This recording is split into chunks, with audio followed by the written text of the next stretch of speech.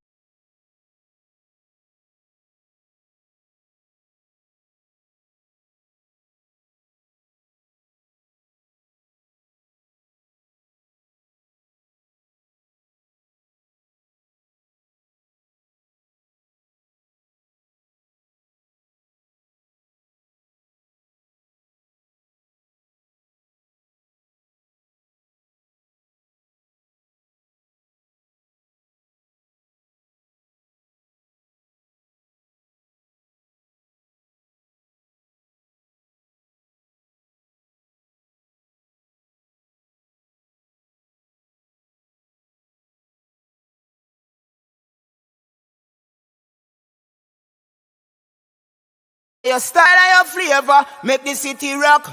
They must say the season come out with a bang. Coach Minzy, best round here. Remember that.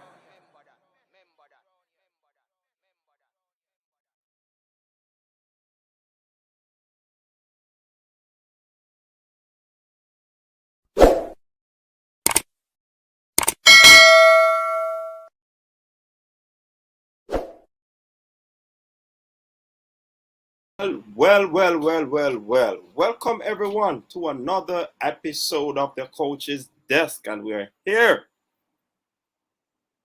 live. Yes, live on Facebook, live on YouTube. So, big welcome to all the folks who are here to discuss.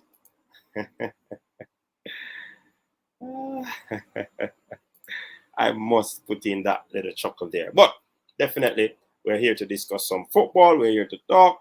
We're here to, see if we can alter what is happening at Old Trafford, at Carrington. Yes, we don't like what is happening. So we know that the people are going to be coming out strong towards us. Yes, but we're firm and strong. The Gideon. Yes, people, I really appreciate being here another night. This is the final night of the Weekend TripleTreat, and we appreciate everyone that is here, that has come out, just to show support to the desk.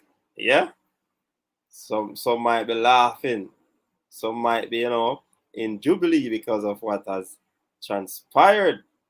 Oh my, yes, man, we're here still. We ain't going nowhere, despite of. Despite of what we face, the challenges. We're still here. Yeah, we're still here. We ain't going nowhere. All right, Manchester United fans. So people, we have decided to try this on a Sunday evening. Just for now, because when we have games where the boys are concerned, we have to switch it up a little bit. You know what I mean? So, people, just bring it. We're ready. Just bring it. And just remember that the phone line is open as well. You can always call in. You can always share your views via the telephone line or the cell phone line, whichever thing you want to call it. So, line is already open, up and running, as they would say, and we are ready to take the calls.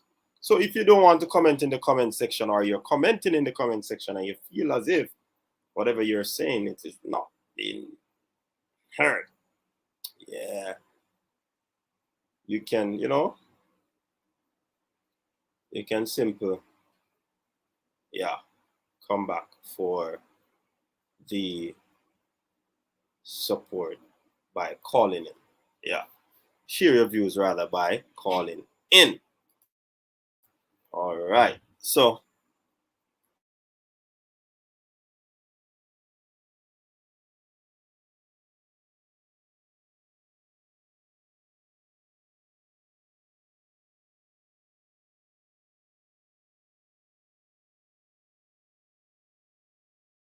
getting it ready.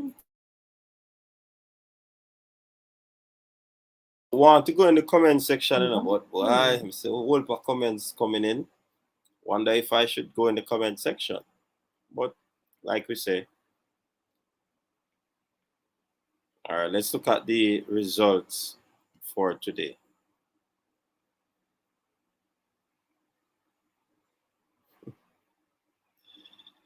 Oh, what a night. All right, so in today's game, Brentford versus Leicester City. Leicester City coming off a high. I think they defeated Manchester United 4-2. So they edged Brentford 2-1. West Ham with a strike from Mikel Antonio, the Reggae Boy. They hammered the Spurs. Yes, one from Mikel Antonio. They hammered the Spurs. Yes, 1-0. How ironic is that? Hammered the Spurs with only 1 goal. And Liverpool, I used to say Liverpool, but they're killer pool. They defeated United 5-0.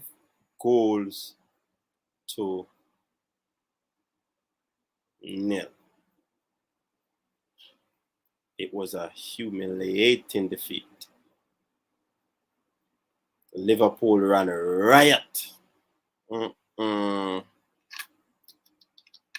We got the first chance of the game. Bruno Fernandes did not put that one away. And some sloppy defending. Sloppy defending gave Liverpool the lead. The transition poor. Very poor. Very, very poor transition by United. When it comes on to closing down the play, we were slow. Hey, I watched the goal. Which goal was it? The first goal? Yeah. McTominay was just running around. Clueless. I want you to watch is it the first or the second goal? I think it was the first goal, you know. McTominay was out of sorts, man. Man just run. Good God. Horrible. But we still remain 8 points adrift of the leader. Playing the informed team that has not lost a game. I mean, I was expecting a defeat, but by 5-0, I was looking for a close one. 5-0. 5-0. All right, so Alric Stewart. Welcome, Alric. He's saying Ole out. The Mario McCollum. Ole at the wheel. A wheel. Ole. Welcome. Tyree Madison. Welcome. It's time for Ole to go. Juna Deslandes, man, you got a real beating. I tell you. Welcome to Fresh God. Big up yourself, Fresh God. Manager the comment section. Bless up yourself. Welcome to everyone that is on the stream. Yankney, what's up? The Reds have been drawn in the pool of the real Reds. I tell you. Chavane Smith, Tapa Whitmore to Ole. The club want me support and the country want me from. Oh boy. First, I think Ole needs to. And you know, the man say him now gone away. He has been building something. And him now gone away. He's not doing the honorable thing. If you over here, me I say only tactically out of his depth. I think so, no. And how the players were playing is that they were lost. They did not know what to do. And playing a quality team like Liverpool really showed them up because they were doing that all along. Manchester United for life still. Definitely Bowen. We're not switching. United call themselves a big side. Of course United is a big side. You see how DJ Liverpool is around town now. Nicola James, big up yourself. DJ Liverpool a long time with us, you know. But you show up tonight. You can't get see on thumbnail you like. Manchester is blue. Bless up same way. Yeah, Shaquille, I tell you. Liverpool dropped some bomb today. 5 bomb. Oh boy. One that is saying, right now me there in the cave I hide. I'm afraid to go FB, IG and Twitter cause I be a trolling. You see that a difference we do, you know, one that. You see? I've been watching Manchester United. Yeah?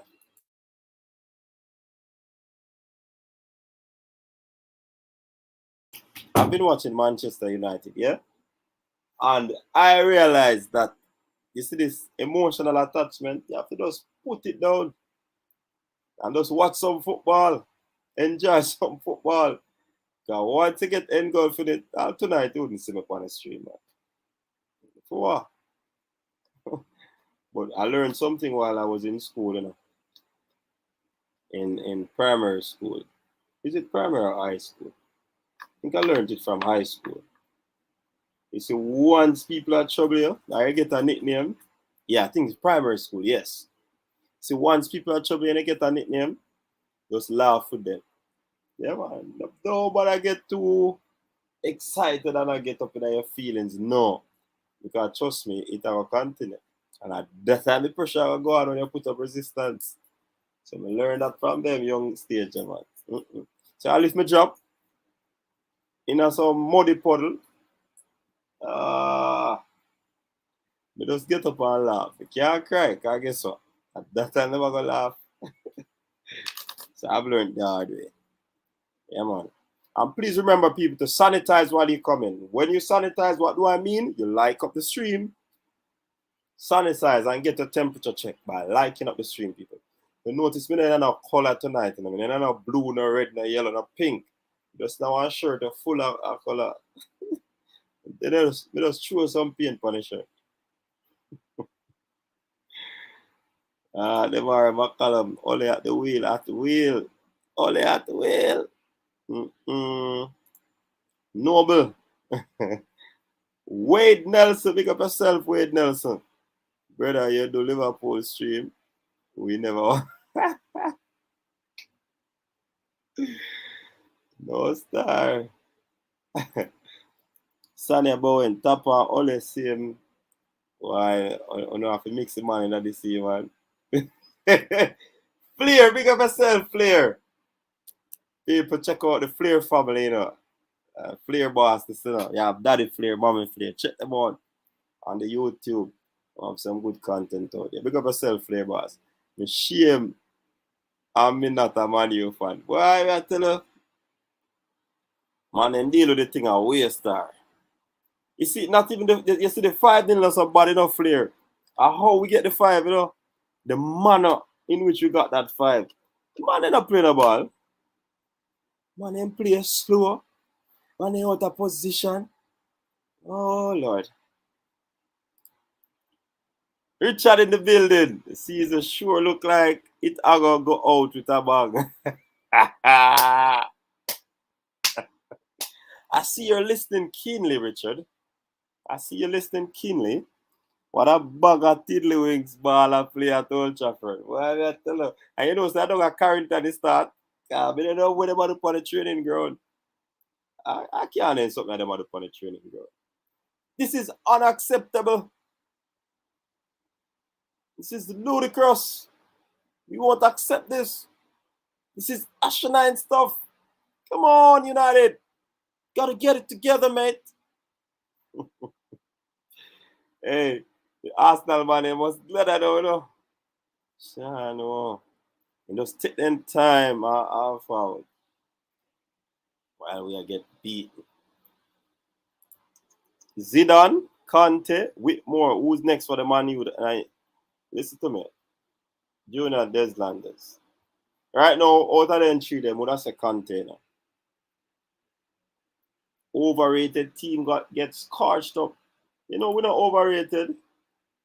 You have some good players,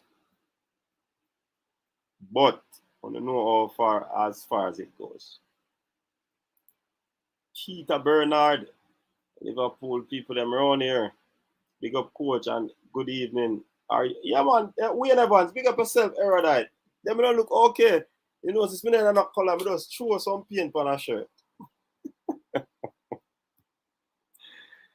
Because my team lost. They were embarrassed today.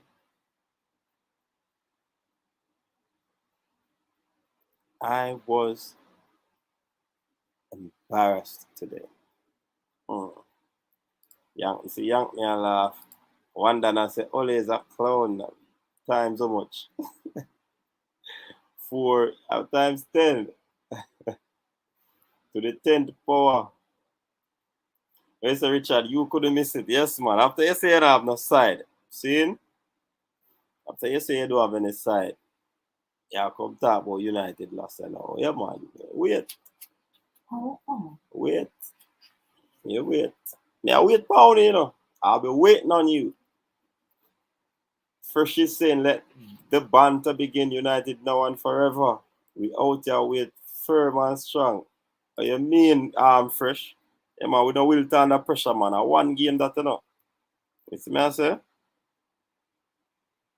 One game.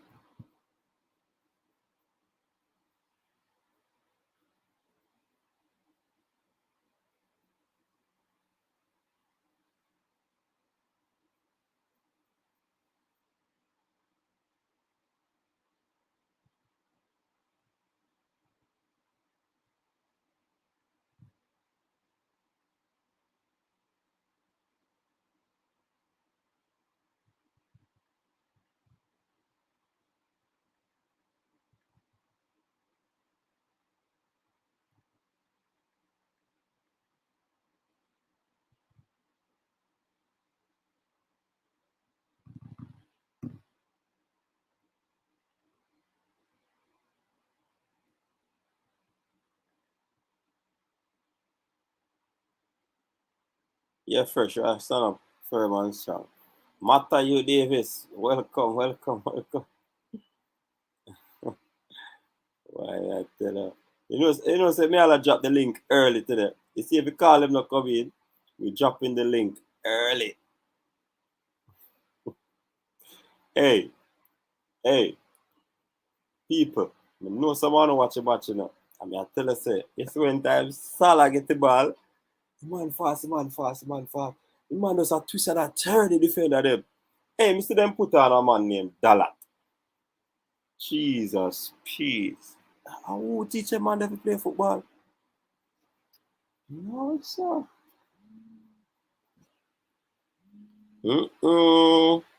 Power on. What? If I get called here ready, let the battle begin. Carla, good evening. You're live on the coach's desk. Live? Yes. Coach? Yes, man.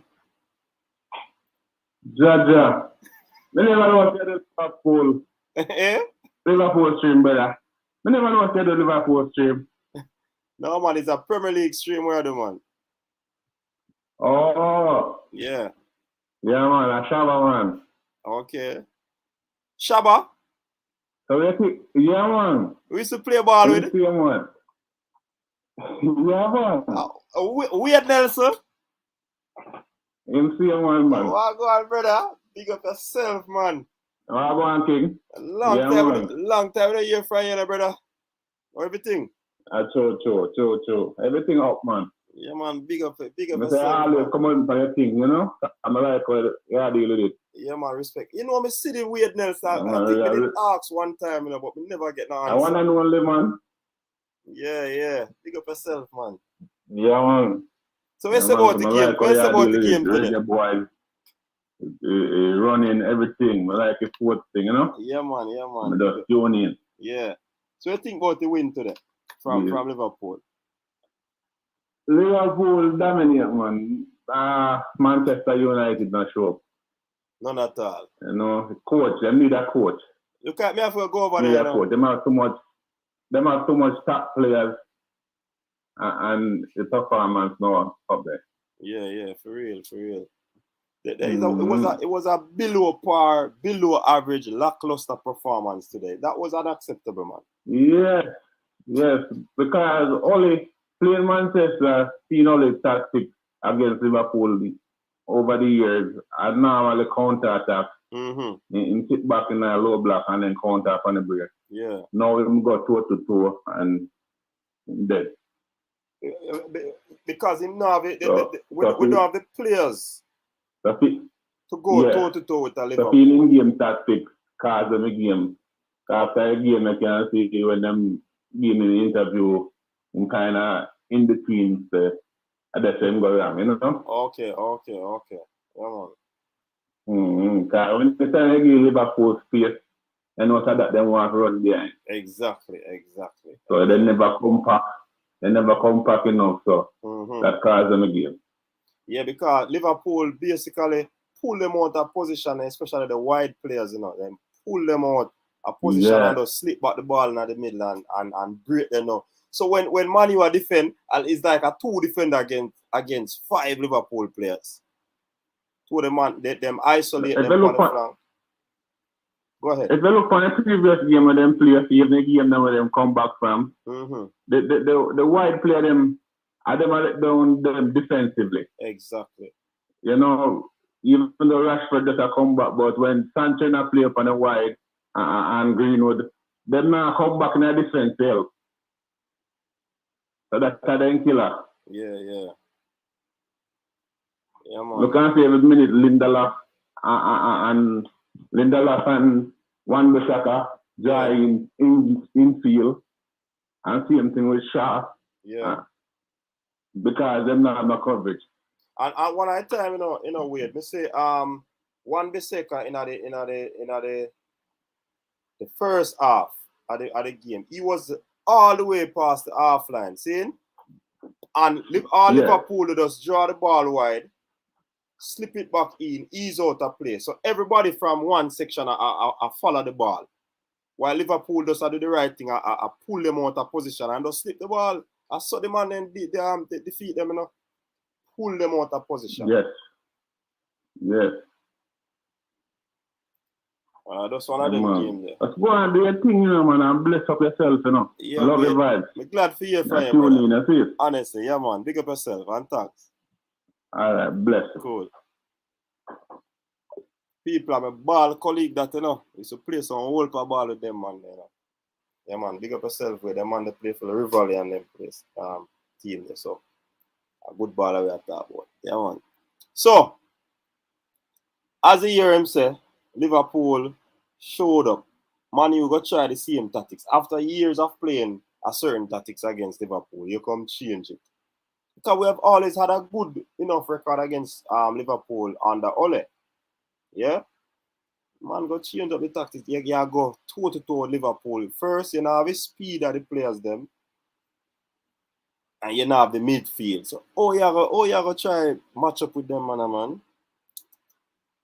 Oh, boy. Big up the first. Jason said, big up yourself, Jason, erudite squad member. Where's the Red Devil jersey? Hey, me have no jersey tonight, man. Hey, people, I am currently on loan. Yes. We get my loan transfer today. Yeah, man. So we're gone now on different league, you know. We're gone up a Bundesliga, you know. Bundesliga we're gonna play. Richard in the building, Tiddlywinks, welcome to the show. Brigadier. Yeah, man. Brigadier CD. Yeah, man. Me dey on loan. Me got a Bundesliga, you know.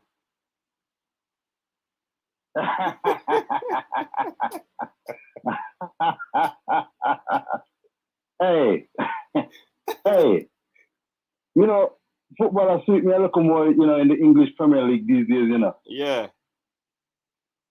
Hey, Liverpool are play some decent football in the man Chelsea, you know. Hey, you got taken down. You got your pants taken down. You got given a footballing lesson by a top European outfit. Yeah, man. Make no bones about it. That's true. That's true, Richard. That's very true.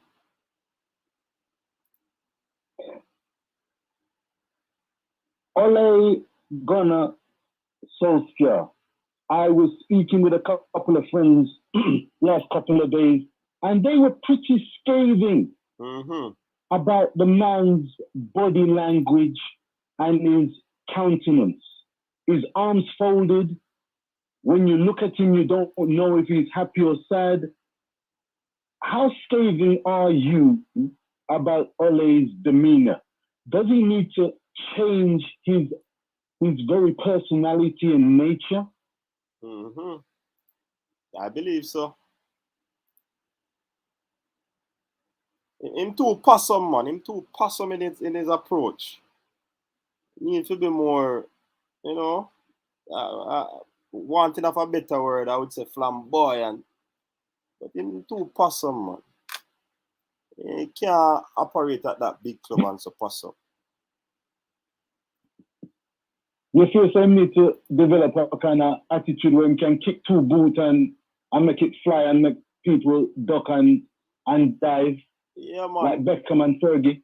The man, they just sit down on his side and fold him on and cut him 10 and look for iPad and that's not how I know about our coaching. That's not how I know coaching, you know, operate. But, you know. Ronaldo, I heard Ronaldo was no one's gonna say me here. Ronaldo was kicking up a fuss in the Atalanta game at halftime and saying, "Aren't you guys ashamed of your performance?" And they turned it around. But could it be conceivable that Ronaldo is hamstringing the team, or is it deeper than that? The man can score goals, but he's not one to press the ball.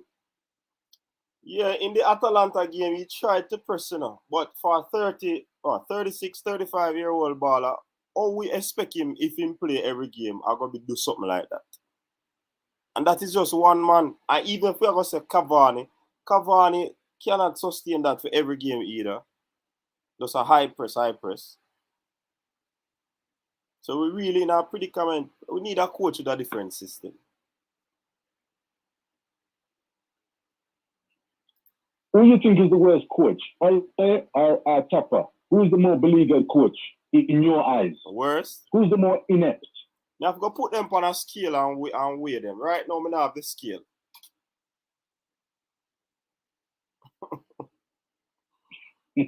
Hey, listen, you see, even in a coach's weakness, Richard, every coach has their strengths, you know.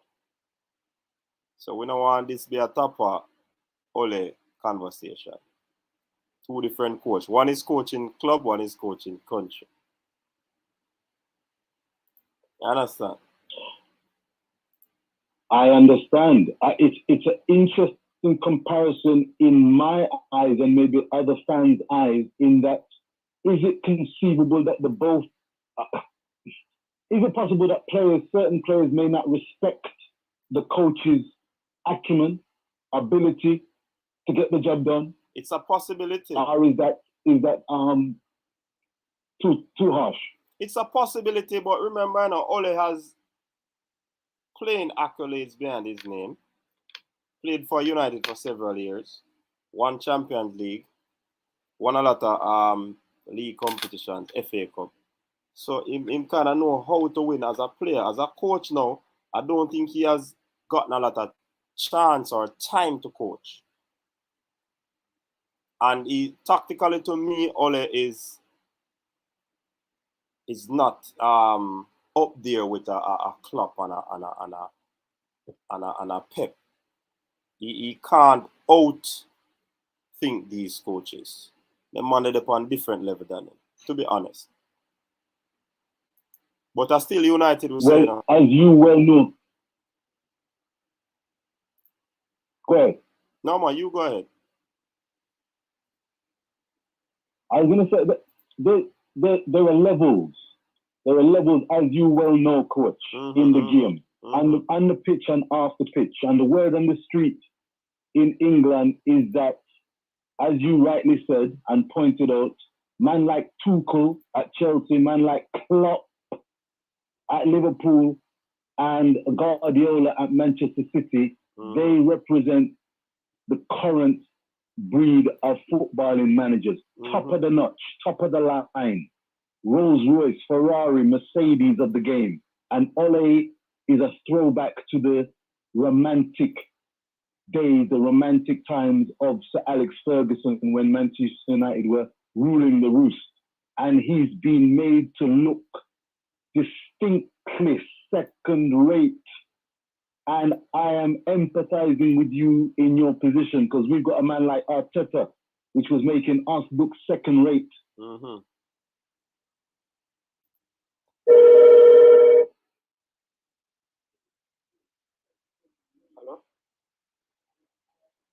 Hello? Just calling to speak on the coach's desk. Yeah, man, you're live. Hold on, Richard, you look like you get cut off with Richard. Are you still up on the line? No, Richard is not here. Go ahead, caller. Where are you calling from? Yeah, Portmore. Portmore? Okay. Yeah, the thing that I'm seeing is this. For example, all right, when Ozzy, Chelsea on my side, by the way. Big up Chelsea, you know. Right. Chelsea on my team.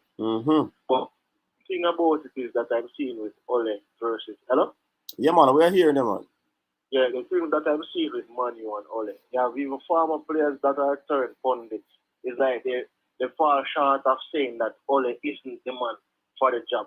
It's like everybody wants to say they will find out the weaknesses, but Ole must stay as a project. Just like when Jose was there, Jose won a few. Probably people call him Mickey Mouse trophy, but he won trophy. He was instilling a winning mentality in the team, right? They gave him a contract at January.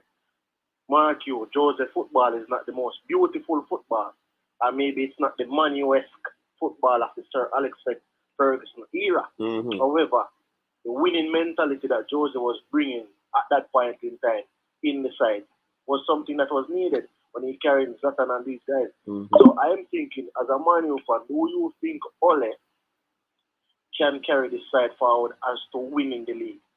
Because I think that he has carried the side far enough in terms of the players that he has brought in under his management and where United is at this moment.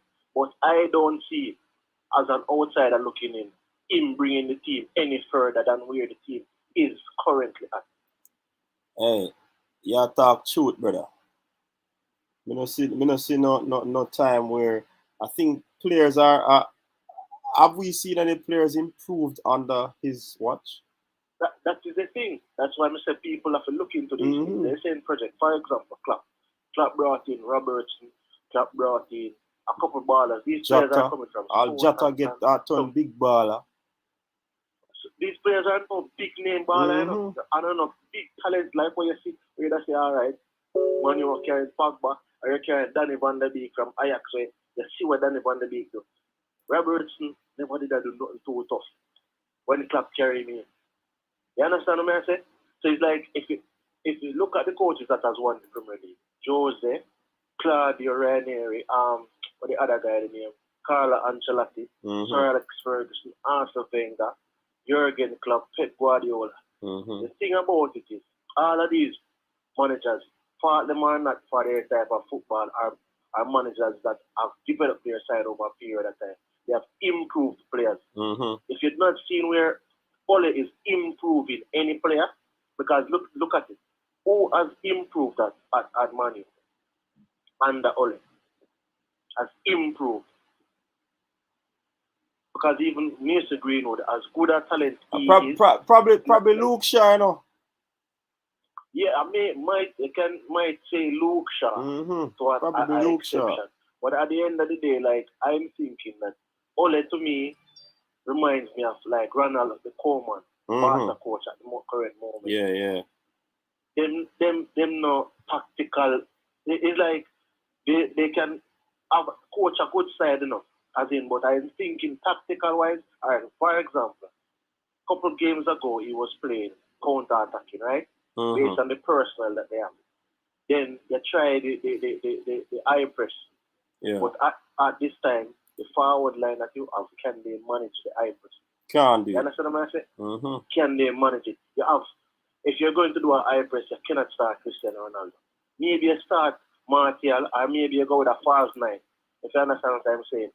But then again, can he bench Cristiano Ronaldo? That is the next thing.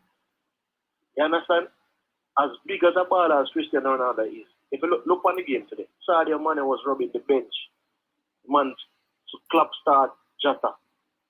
Remember Sadio Mane, I'm not thinking like that. See, when he come on the field, he got a ball where he could have passed and then try a shot. Him vexed, him hungry. But guess what? Club say, yo, bench got for the different strategy. You understand what I'm saying, coach? So it's like, if the management, I think.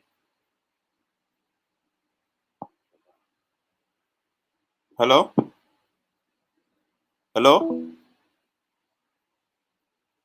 Caller, sorry about that, caller. I give you the opportunity to call back. Matter of fact, let me call you back.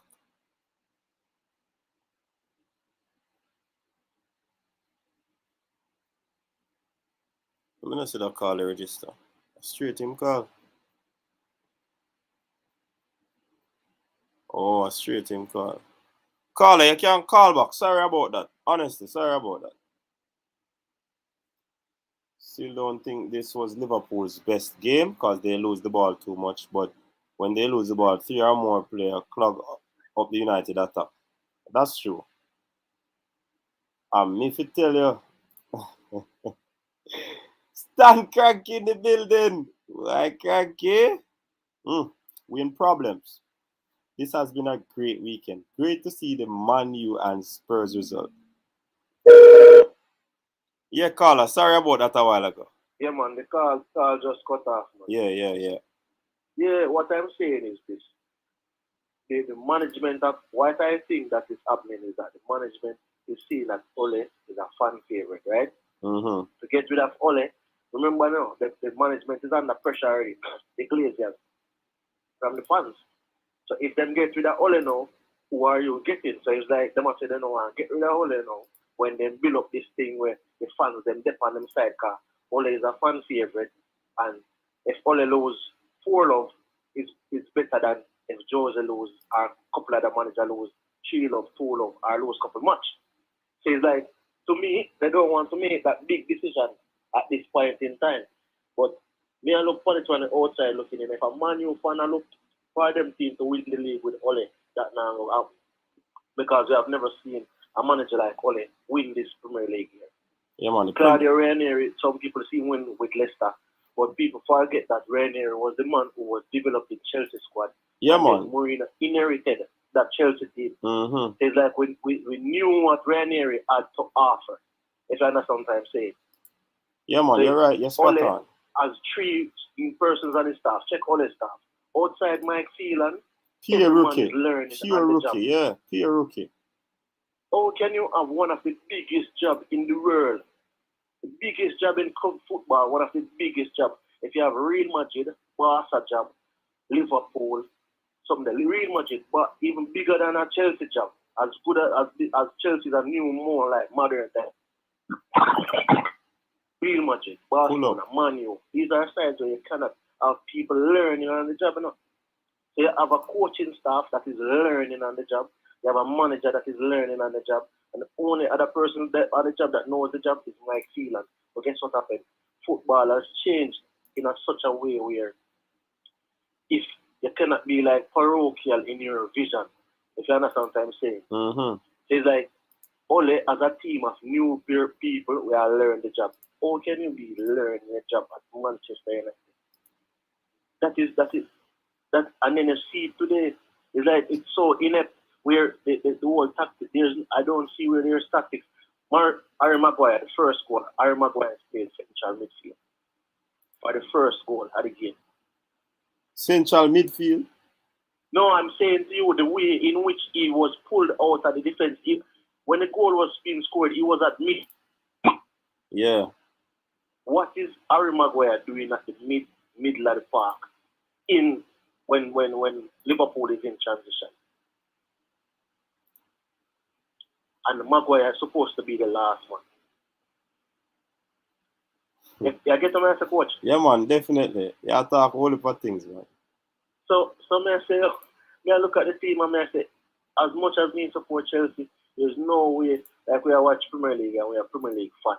Mm-hmm. So as every coach have one bad game and are certain bad games. Because like Klopp last year, Klopp gets 7.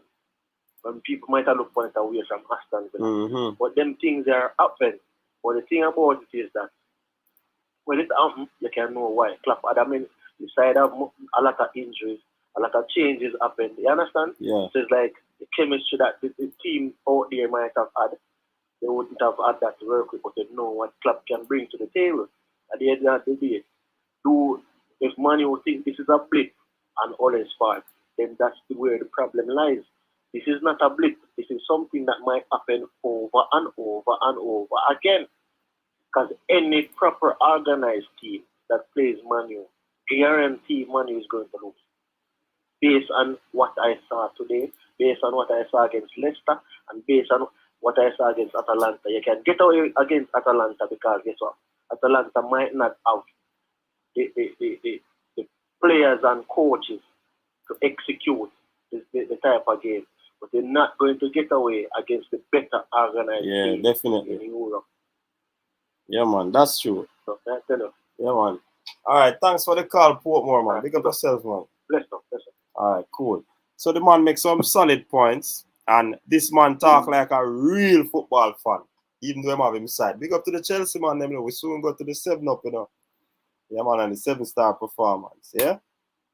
But trust me, we just run through some comments, take some calls, and then we get into the nitty-gritty of the discussion. All right? You see, facing reality.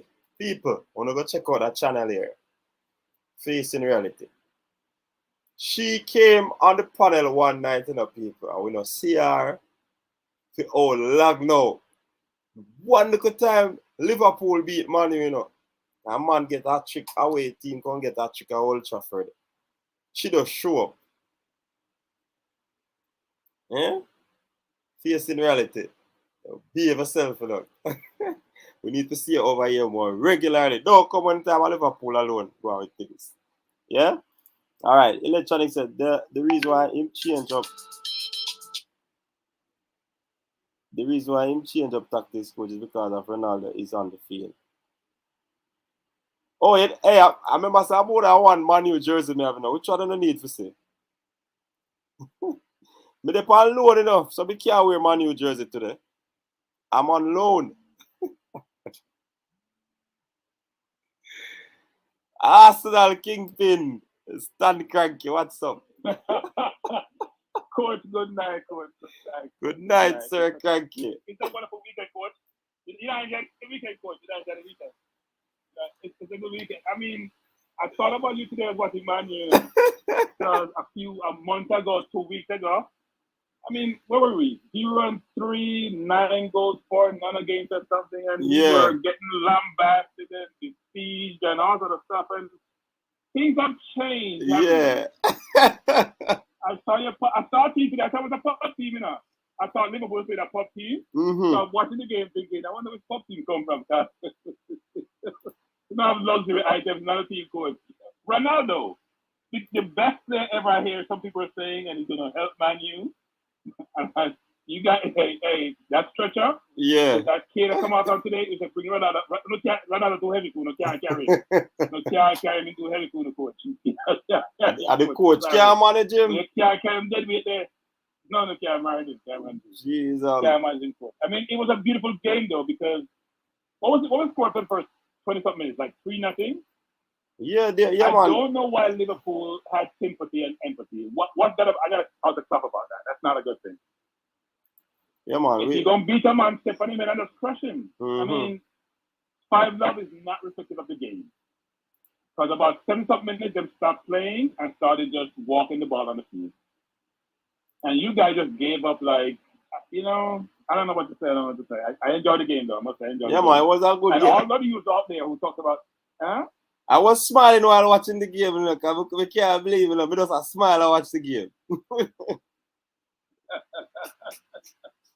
It was a wonderful game. I mean, I enjoyed it. I remember we played with the Old Trafford and the Wingers got 8-3. I think it was our 8-2. 8-2. I said, yeah. Yeah, 8-2. See, I mean, giving us that one more, we thought we deserve another goal. I think we picked that. But you guys went and played on your home field. You're at home. You walk on your house. You don't have your house, but you don't come here and take your woman, take your field, take everything. But man, they just don't disturb. Frankie, then take away car key, run out to pity them, kind of see fans were leaving. So they chase the children out of the... Man, Liverpool. No, they never leave, they don't care. You take the key, them down, and they couldn't leave. I tell you. It was by the way, coach, we played on Friday. Did you see the game? Which game? Liverpool? You saw a game on Friday? Oh, Arsenal, no. Arsenal played Villa on Friday. Yeah, no, I didn't see the game. No. Oh, I'm so sorry you didn't. Yeah, I'm sorry. I was listening to it. It was a beautiful thing. It was poetry in motion. Really? Poetry in motion. So what are you saying? Arsenal is back? We never left. We just took a little time off. So we you know what? We did what you should be doing, refurbishing. Yeah. We got a bunch of kids. We bought Sambi, we have Smith Rowe coming, we have Saka coming, we have Tavares, we have Tierney. We have a very young team. So you guys want ready-made victory, and you're not making progress. Sure. I feel for you, but Man U to me is I don't think Tottenham is our competition. I've never really valued Tottenham like most of my friends overseas in England who does. Man U was always the competition because we always try to win the championship with them for years, and then all of a sudden we fell off because I didn't want to spend any money. And you guys, since Fergie has left, are going in. You buy things, but they don't fit together. The problem with Man U is the pieces don't fit together. Today, you went to battle with some 2-2. well, Liverpool had. I hate gun analogy, but they had machine guns and you had 2-2 and it wasn't working. And the problem you have also is you felt the fan pressure, which basically said, go get Ronaldo so make City get him. Mm-hmm. But if Juventus never want Ronaldo, then let him leave. Yeah. Because in the Premier League coach, in the Premier League, you can't play with 10 man on defense now. Sure. You already had Fernandes not playing on defense. You run on like a chicken like the defense not playing on defense. So Fernandes no defense, Ronaldo no defense. You can't play Liverpool and Man today. You cannot have this defense. It doesn't work. So yeah, my only suggestion is you're gonna feel the same pain we are feeling. We felt for a while. We're getting better, and you're going in the opposite direction. You will win games enough, so you have quality. Mm-hmm. You're gonna win games, but when it comes to the Chelsea, the big team, we are gonna fall against the big team. And the Man City. Yeah. That's struggle. Mm-hmm. But I hope you keep on struggling. No. Coach, I'm very disappointed you're not wearing your jersey tonight. You can't be fair with us, man. No, man. That's not a good look. You see, the problem is Cranky. I am off to Germany, for a coaching course so that I can come and take over the club. So we're gonna do a quick course down in Germany. Up the lights, Coach. When the Titanic got sink, the captain has stood over with it because the captain was told in the Titanic before it got sink. Come here, coach, but Man U for this and all of this, and Man U that, and Shaw's improved, and Maguire is doing really well. And, Maguire? Lindegaard is back up for. No, sir. Yeah? Two defenders, me not too trusting Maguire and Linda. Not too trusting them. Okay. But you know what happened today, Joe? What's very funny about the game? Mm-hmm. So if Salah is the danger man, why is he always open? Them can't mark him. Cranky mad for mark man fast in the man. No, coach. That's a mistake. Every player can be marked. The question is, you shadow him with two people. And it's difficult to mark, we agree. He gets to the tight spaces. But every time Shaw comes over too much and leave him open. If the last goal is scored, you see that goal?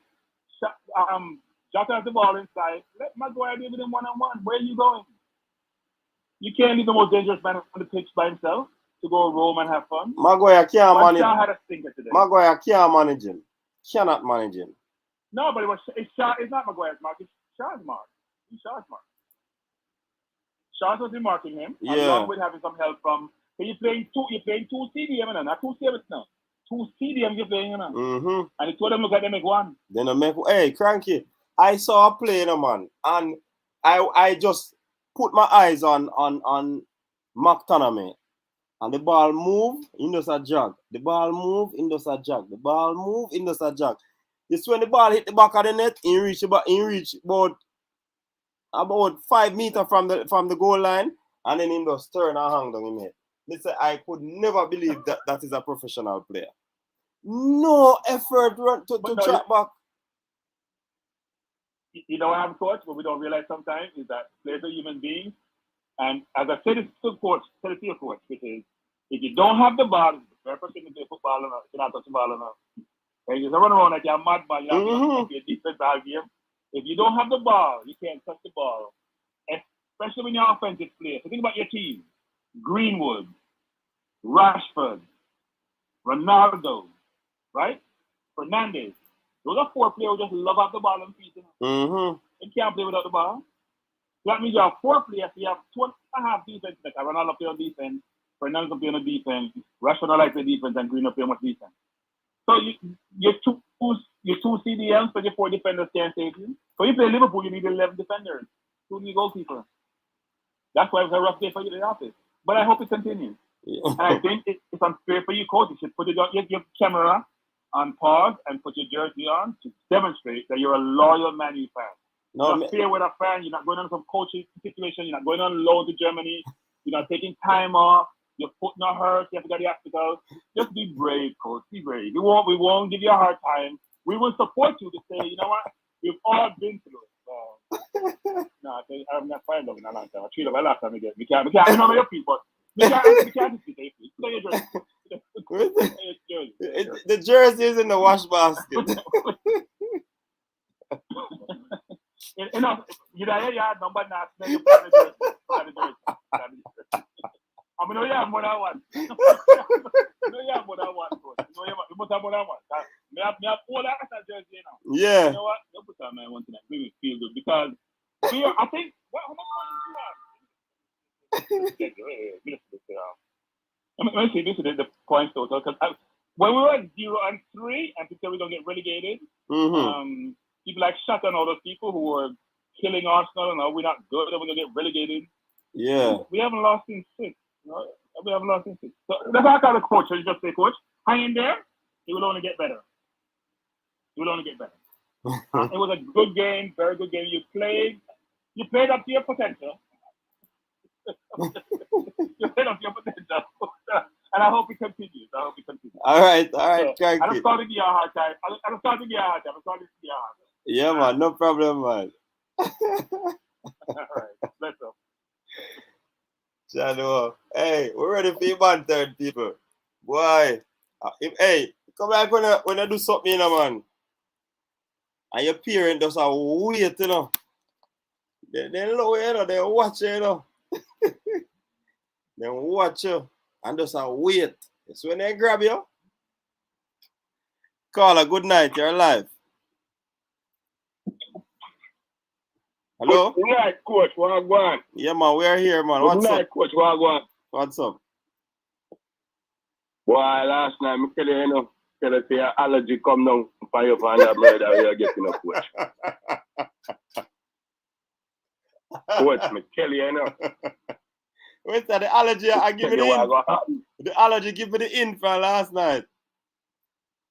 Yeah. Get that for last night, baby. Why Cranky bust some bants and fire the door?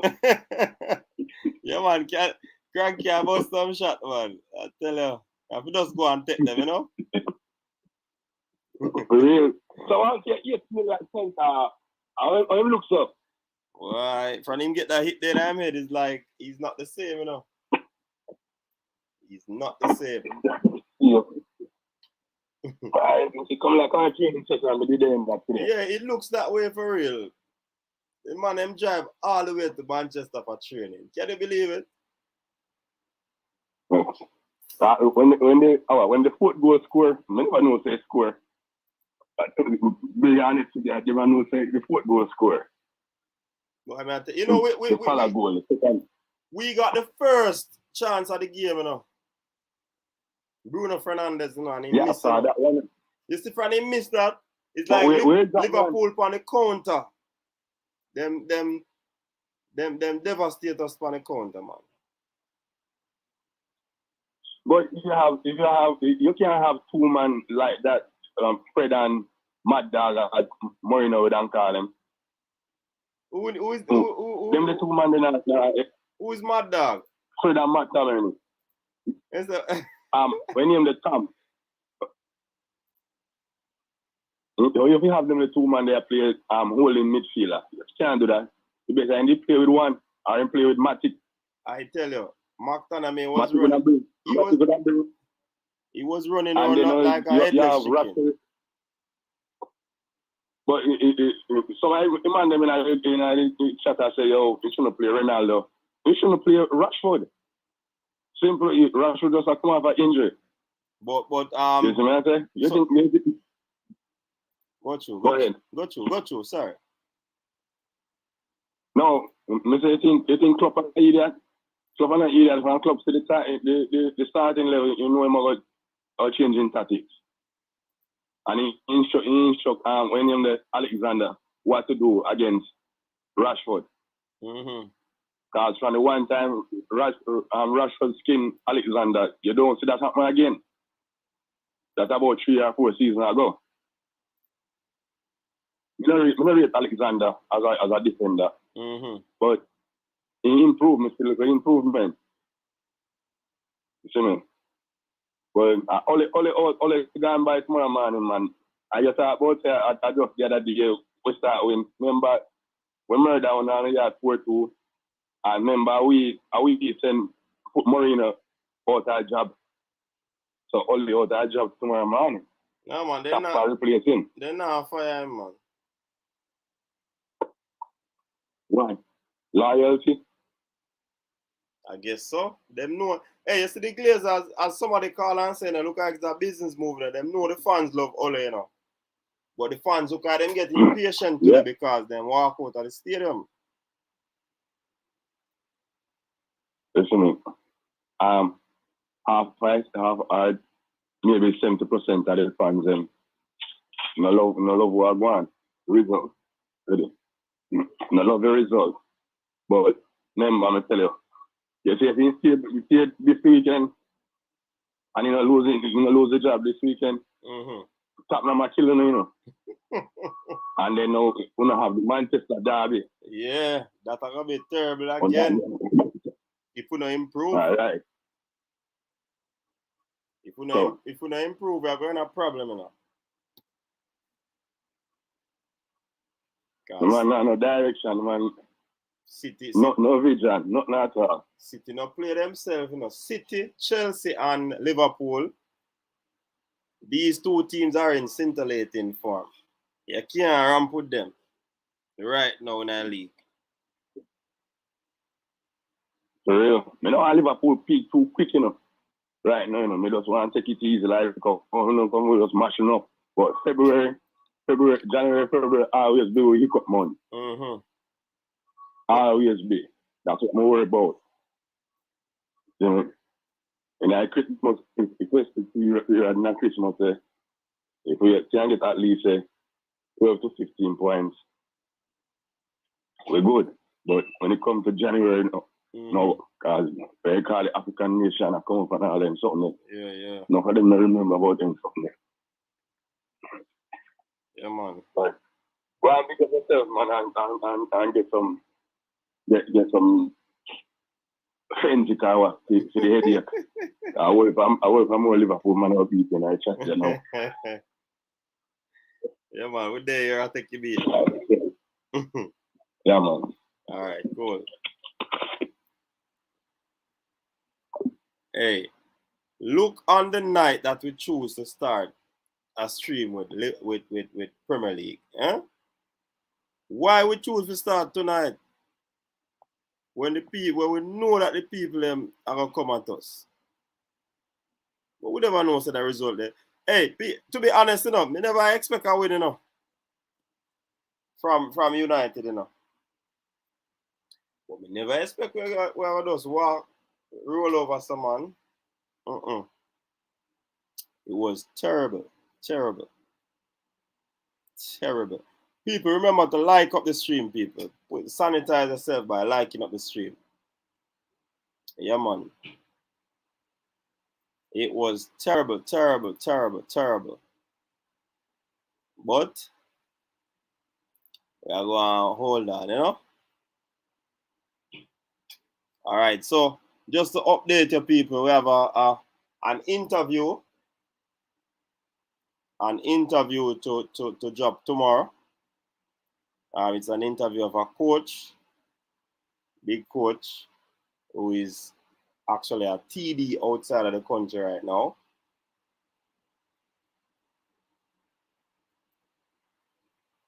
All right, so big up yourself.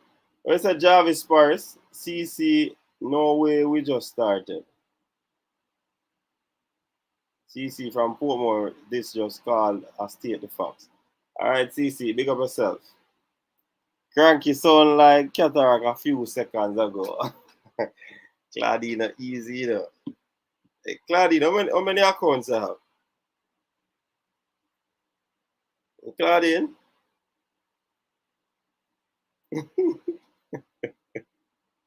Hey, let me take a few comments from our Facebook people. Godfrey Drummond said, you must be devastated. Man, you. Coach Vinzi.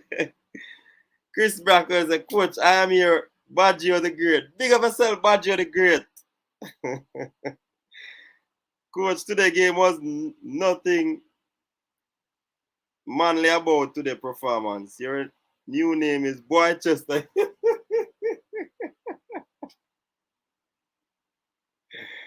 Hey, the man said we name Boychester United. Liverpool name Killer Pool. Jesus, please. The man never deal with this man. All right, Rudolph English is saying Man U forever. So people must still stick to Manchester United. Comes what may, no matter what we face right now, people. It doesn't matter. We're still Manchester United fans. Yeah? So big up to the people over Facebook. You know? All West Ham play better ball that way. Can you imagine? West Ham. West Ham is playing better football than us. Yes, man. Remember, the line is open, people. You can always call in. Why see he sure come in. Why is Sky reporting that the game will be replayed? Marlins, hey, you know which two clubs really like what go on? You see the Arsenal people them love what go on, you know. Hey, I saw know Manchester United is a big club. Manchester United is a big club. We lose a game today and the whole world attack about it. The entire world attack about it. And a little part we have to be using to, you know, feel a little good about ourselves. We're important. Very, very, very, very important. Very important.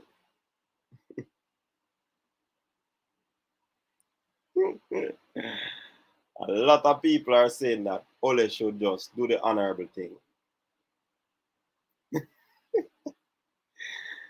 Marlins, Cactus and Mirage, those clubs are obsolete now, man. What you talking about, man? Coach, it's not that you lose, it's how you lose. Of course, Cranky. The how is my problem, you know. Big lackluster performance. There's another comment that said the headline news, a massive nightmare at the Theatre of Dreams. Boy, a nightmare, them not have to true. Nightmare. Because trust me, that performance was below par. Boychester United.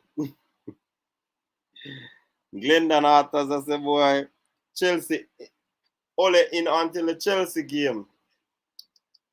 Trust me. Didn't Arsenal get 5 from City last week? So it go. Arsenal.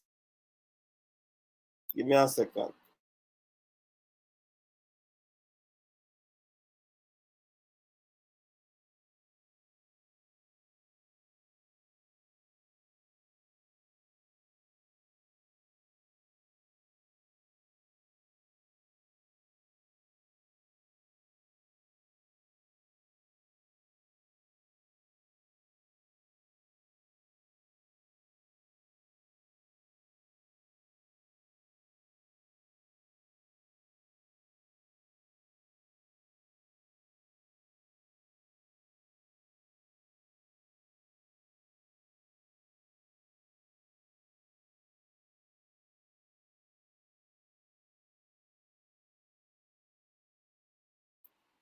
You see, Manning's on him.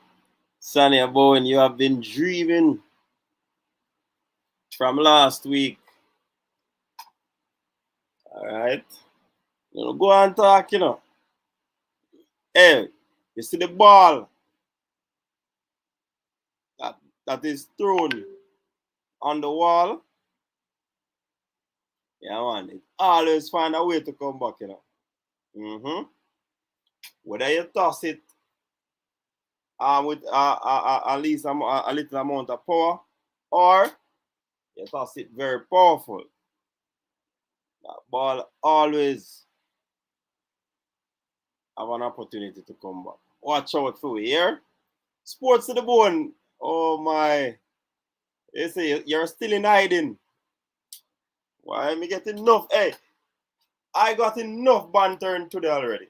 So guess what? This is just the fringes. The amount when we get today.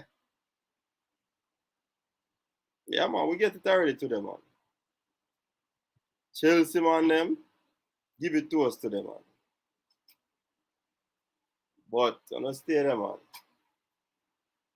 It was difficult to watch. Hey, sports to the ball. Come at me turn. Money queen. And somebody else watch the match and I laugh. I smile. Poetry in motion from Liverpool. Hey, when I see some link up players to people, I see some isolation by the Egyptian king.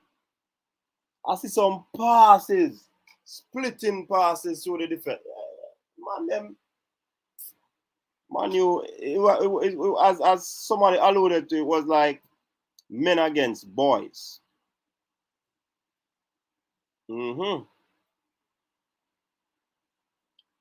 Coach, if you had a choice to get rid of one coach, no.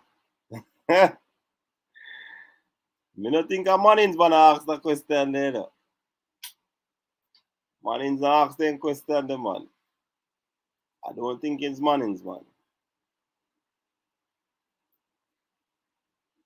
It is an unacceptable one. Double pressure. West Indies get bowled out for 55, I know. It's all about the fives, the sports to the board. Are you close to 5,000 subscribers? Man, you know, probably I hate to tell you, you know. Sports to the board, are you close to 5,000? That is not I am sure, man. I am sure not asking those questions.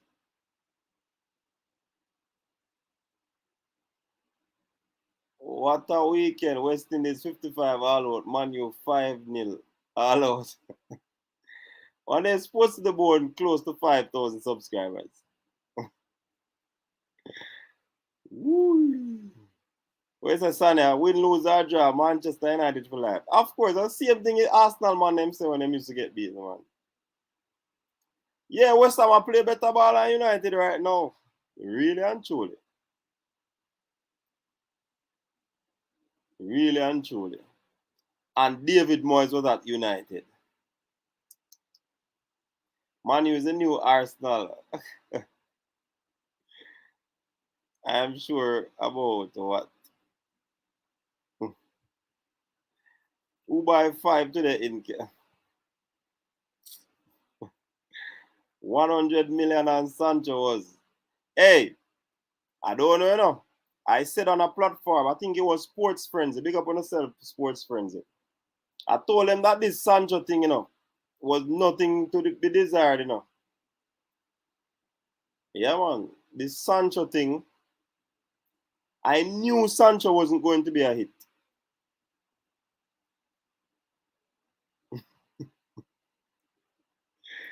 Hey, boy, now lick some shots, you know. The man said the only dream I have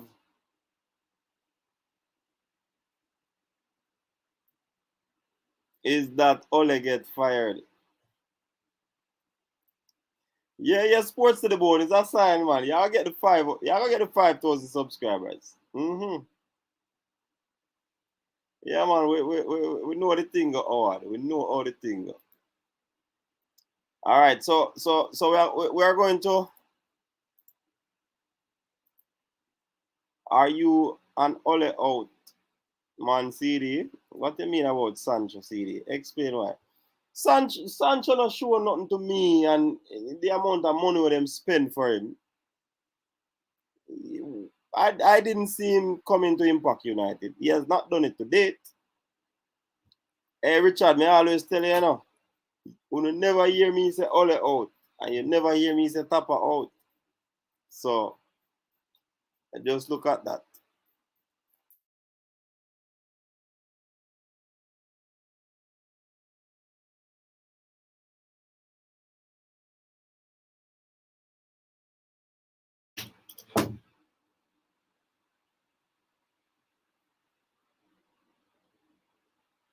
The 2 center halves from West Ham. Coach, based on statistics, who's better, Leon Bailey or Sancho? Right now, Leon Bailey play better than him. Tell the man him just Sancho. When I United legends are pressure on it. Yeah, that I want a problem. Coach, I wonder if we get a good coach, if Sancho will perform. That too.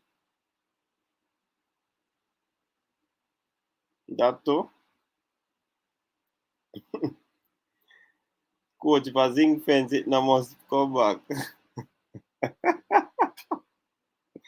Of course, DS Electronics, it will come back, man. What you talk, say? You throw it hard for the zinc fence. No care how it zinc fence.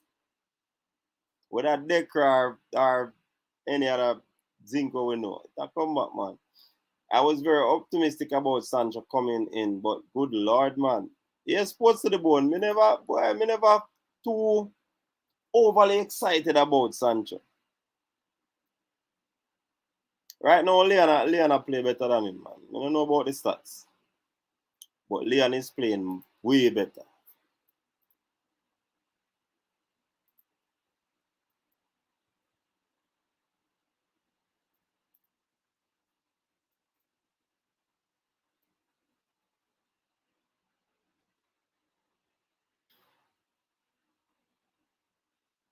Power off. All right, so anybody who want to jump on right now, there's the link.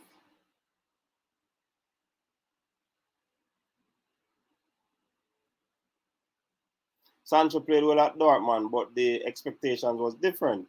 In Bundesliga, everyone know a Bayern Munich a win. So other players just play without pressure. Richard Stewart, see man coming and play someone, gonna fire a lick. Coach Minzy, you are a coach, so of course you're gonna sympathize with Papa and Ole. I'll put up that one up on the screen. Leon not even fully fit yet.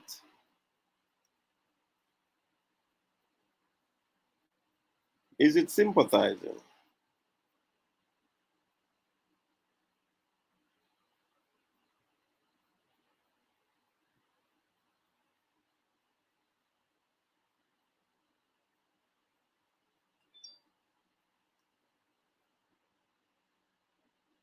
People remember to hit the like button, help to punch out the content.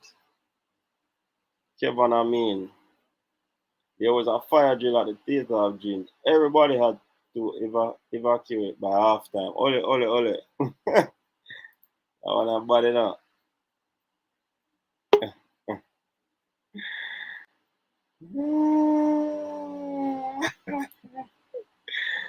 Richard. Just letting you know, Richard. You can laugh now, you know. You don't have a ball tonight, you know. You can laugh. But I'm not balling. But I'm saying, Richard, I didn't cut you off a while ago, okay? Just another call came in and okay. I don't know what point I got cut off, but not to worry. I know the lines would be hot. I was cut off almost at my prime, but I couldn't let this night go past. I need to sleep well, sir. So I had to come on board, sir. What a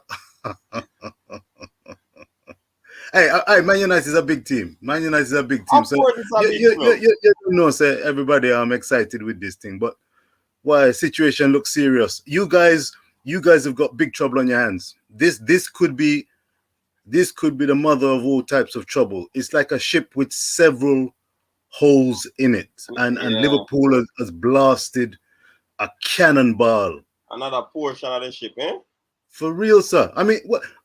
Give us all right. Come on now. We've been attacking you, sir. That roots is really holding you because your nerves have held up better than Sports to the Bone. Sports to the Bone, God knows. He could well be in hiding. It's not an easy road, especially with the West Indies. Him actually up on his stream, you know. He is? Yeah. Hey, we want him coming, you know. But my lord, I don't know if him can hold up, you know. What a night. A message, a message. Sports to the Bone. Richard has to forward. Richard has to forward. Sports to the Bone. If you don't laugh, you don't have to cry. So it's good to laugh. It's good to laugh. It's only a game. But what a game it is. What a game it is. You guys, you got the mother of all beatings today, you know. Sometimes it's not losing, you know. People lose. Teams lose. It's so. Oh Lord, I'm sorry. I'm flanked by 2 Arsenal people right now. I tell you, the pressure is on. The pressure.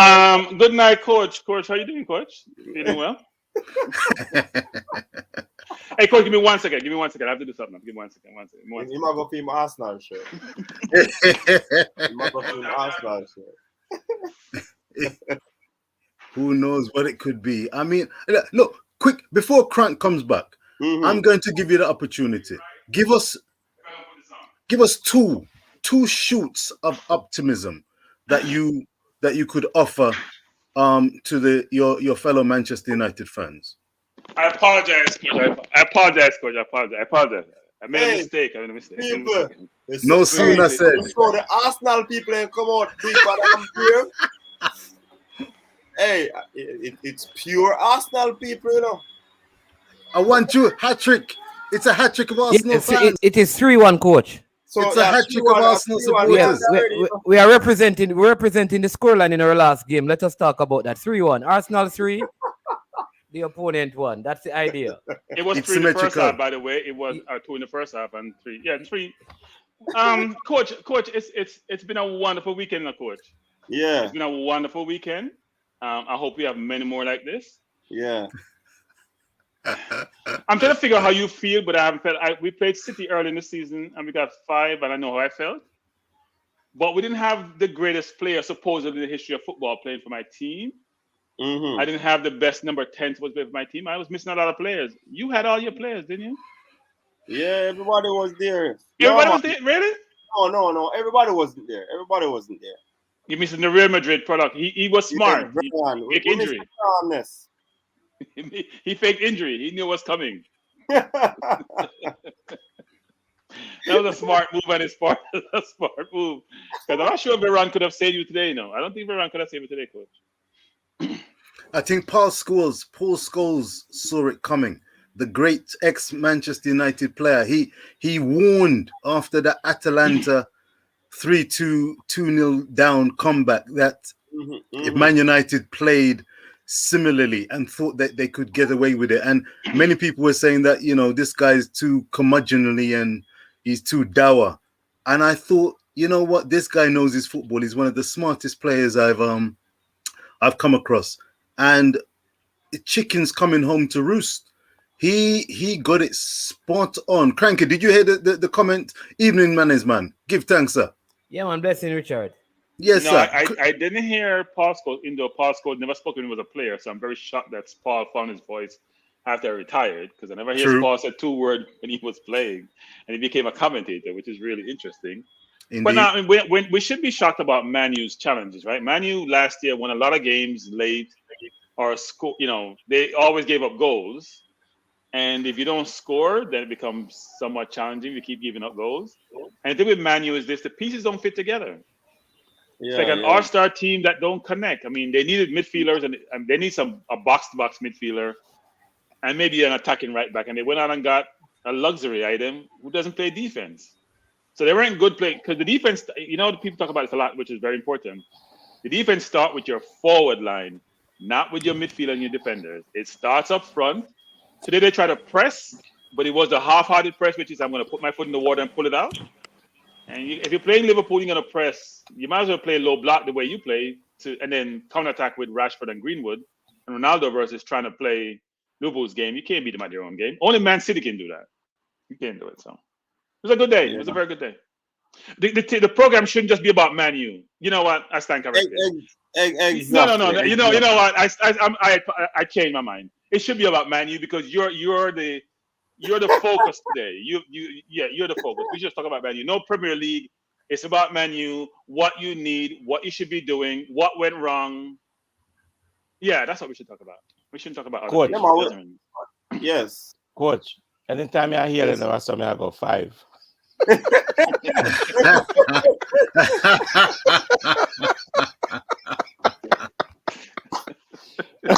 You give a high 5, a low 5. Yeah, high 5.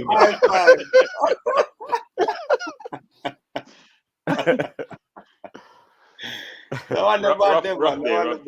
Hey, Arsenal 3, Chelsea 2, United 1. That's how the panel is looking. Son, it's a loss. It's a loss anyway you look upon it. I'm still giving you the chance, CD, to come up with 2 shoots of hope as a Man United fan. We can't beat you mercilessly.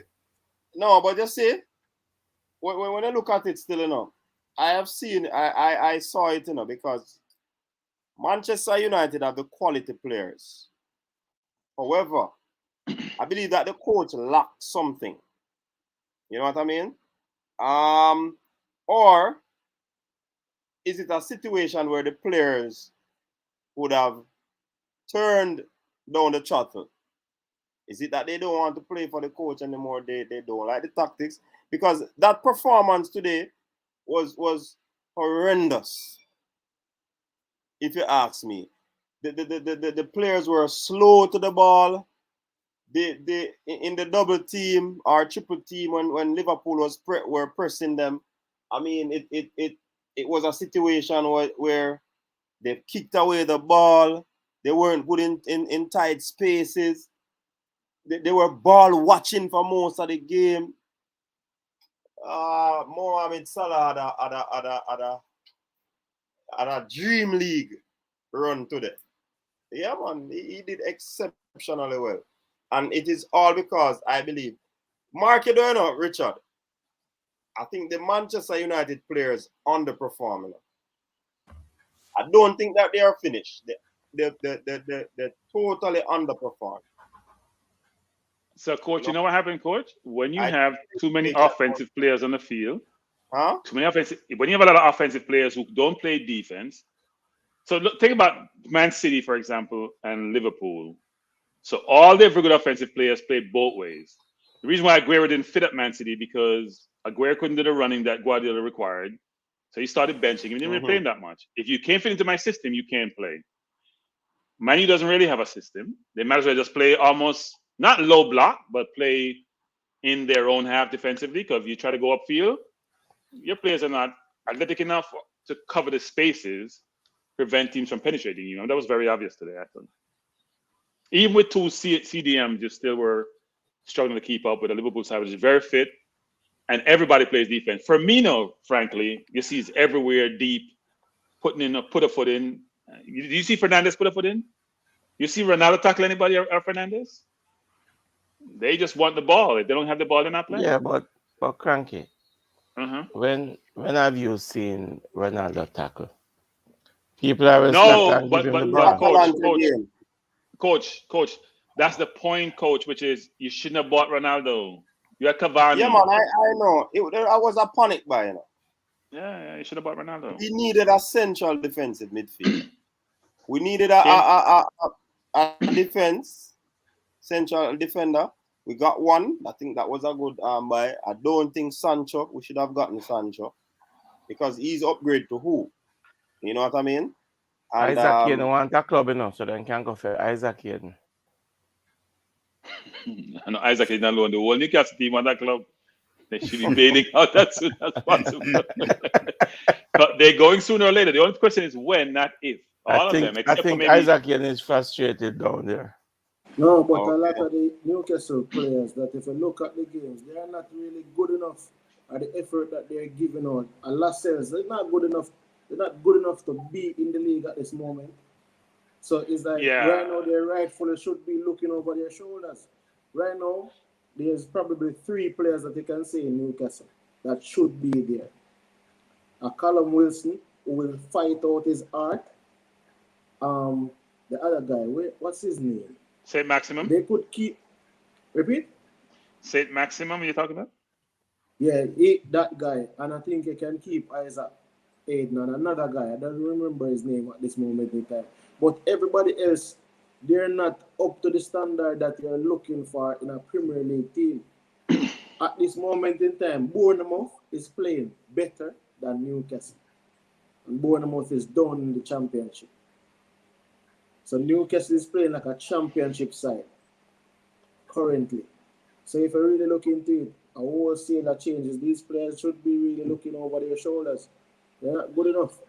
Well, they're gonna be like a Man City was or Chelsea, right? So you bring in a lot of money, you slowly filter them out, and you convince some players by giving them big wages to come and join you, and then more players will come. So they'll be fine. 2 years from now, they'll be up there fighting with Man City and Chelsea.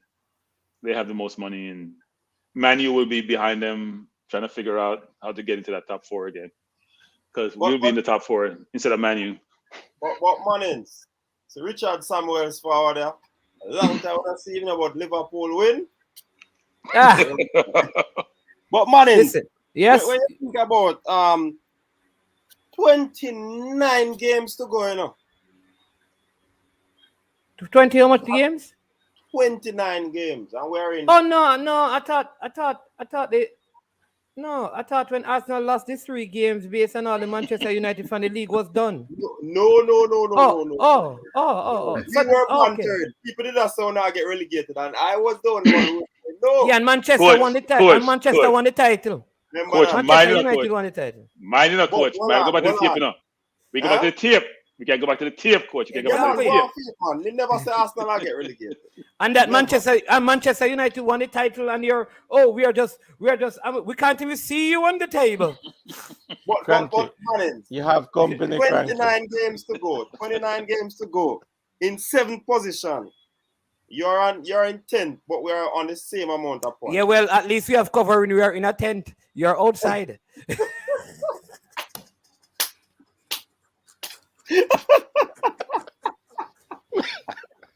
Mercy. Never come here when you're sermon. Never come on your sermon. Man, you show the ministry are your calling, man. You should be a comedian. Man, no one is bad. But I said Devin Mutena, man. You're gone on a tent. You're covering for our season. But seriously, do you think it is all lost or doom for Manchester United with No, let me tell you the truth. I think the coach got his strategy wrong, but I think the players never played with commitment. I think you guys need to figure out also what you're going to do with Harry Maguire. Mm-hmm. I watched the game, so most of the goals came from Harry Maguire, either trying to win the ball and was caught out of position. And then 2 of them were Bruno Fernandes not tracking back. No, the whole team never played well, right? But those 2 players, if you look at the game, I don't know. Harry Maguire looked very slow. I don't know if he's injured but he just never looked good today. And anytime he plays bad, Manchester United suffer. And he had a very bad game today. But I think Manchester United still have the potential to finish in the top 4 because I think they have a better quality squad than Arsenal. It's just that I think that Arsenal coach is proven to be a tad better than your coach. Okay. But you have the better quality. I also think the biggest mistake you make, and Cranky alluded to it, is this, that Bruno Fernandes' game has dipped because of Cristiano Ronaldo, undoubtedly. Yeah. And how you're going to solve that? How you're going to solve that going forward will determine where you're going to league. Either you're going to have to bench Bruno or bench Ronaldo. But both of them obviously can't play together in this Manchester United system. But Mannings, they play for the same country. And it's the same position. But that's different though. How the system... No, but when they play... But Christian, when they're playing for the country, and do you realize even in the Euros, Bruno Fernandes wasn't playing no ball? That was highlighted. That was highlighted. Bruno Fernandes is to improve in Portugal itself. I'm not seeing Ronaldo in the team. Because when they do play in Portugal, Bruno Fernandes is a shell of himself. Even in the Euro previously, he wasn't playing in the ball. You could use the Euro and say that Bruno Fernandes can't play in a team with Ronaldo based off the performances. No, I think what happens is this. Neither Bruno or Fernandes play any defense. Bruno or Fernandes. They both have to be carried. It's the same person. Bruno. I'm sorry. I mean Ronaldo. Sorry. Well, they're the same person. Both of them are the same person. Man United really confused. The point I'm making is that when Bruno plays, Bruno is a bully. Bruno doesn't play well against Liverpool of the world, even without Ronaldo being in the team. Look at Bruno's stats. Yeah. When he plays against the better teams, he doesn't produce. They get exacerbated when Bruno plays with Ronaldo because neither of them play any defense. Bruno runs around a lot, only when they have the ball. Okay. Does Bruno tackle anyone in the game? Okay. And he's playing a 10. No, let's revisit the Jamaica-Panama game. The Jamaica midfield with Ravel Morrison and Daniel Johnson. Similar players. None of them play any defense. And you have them in the middle of the park. It's the same way. So, Devon, it's a brilliant observation whereby United is a pickup team, and so Jamaica is a pickup team that played against Panama. Same concept, right? Two pickup teams. So, no, United play like a pickup team. They have no strategy. They're not organized. A bunch of stars. They even left Pogba out because Pogba can't play the type of game. Pogba can play against Liverpool, but Pogba needs a Kante beside him. He can't play with a Kante beside him. So he can't fit into that midfield because all he wants to really protect his back 4 because, they're vulnerable. Cranky. I will. The person in the stream, I think you need to give them an Arsenal shirt. Don't you see it's Lacazette? Well, Laka played brilliantly on Friday. Always. It's not Lacazette. It's not Alexander Lacazette. Until January is going to Newcastle. No, Lacazette are going to Newcastle though. I hope not. We're not going to win. I hope not. Always. But coach, you talk about Ethan Pinnock's injury. Not yet. I prefer to have some steel than have creativity, because steel can get you something out of the game. You can create, yes, but if you create and you have nobody to finish the chances, it makes no sense. Yeah, I think it's very obvious to people that Ronaldo coming in was as coach called, a panic buy. I think it's more of I'm going to keep him away from Man City. The problem is if you bench Ronaldo, everyone complains. It's very obvious to everyone he only is one dimensional in his game. He reminds me of Aubameyang who plays for us, which is if Abba doesn't score, to me, he doesn't play well 90% of the time. So can you afford that luxury in the Premier League? This is not La Liga, you know. You hear the Juventus players complaining about Ronaldo, what he didn't do for their team. They're now coming out hitting on against him, and he's selfish. He only scores goals and does nothing else. What the other Chelsea fan was saying about Steele. Steele is kind of subjective, you know, because look at Man City. What Steele did, they only have one player playing holding in the midfield. Who else tackles in? Just really. What are you talking about? Man City is all Steele. Every player Man City is Steele. No, I'm saying Bernardo is the tackler. No, you don't understand. They press. Everybody presses. No. There's a difference between. No. Listen to me. Hold on. I'm a physical tackler. I was speaking about Steele, as in Steele versus creativity. And I'm saying to you that Man City's midfield is more 70% creativity and 30% Steele.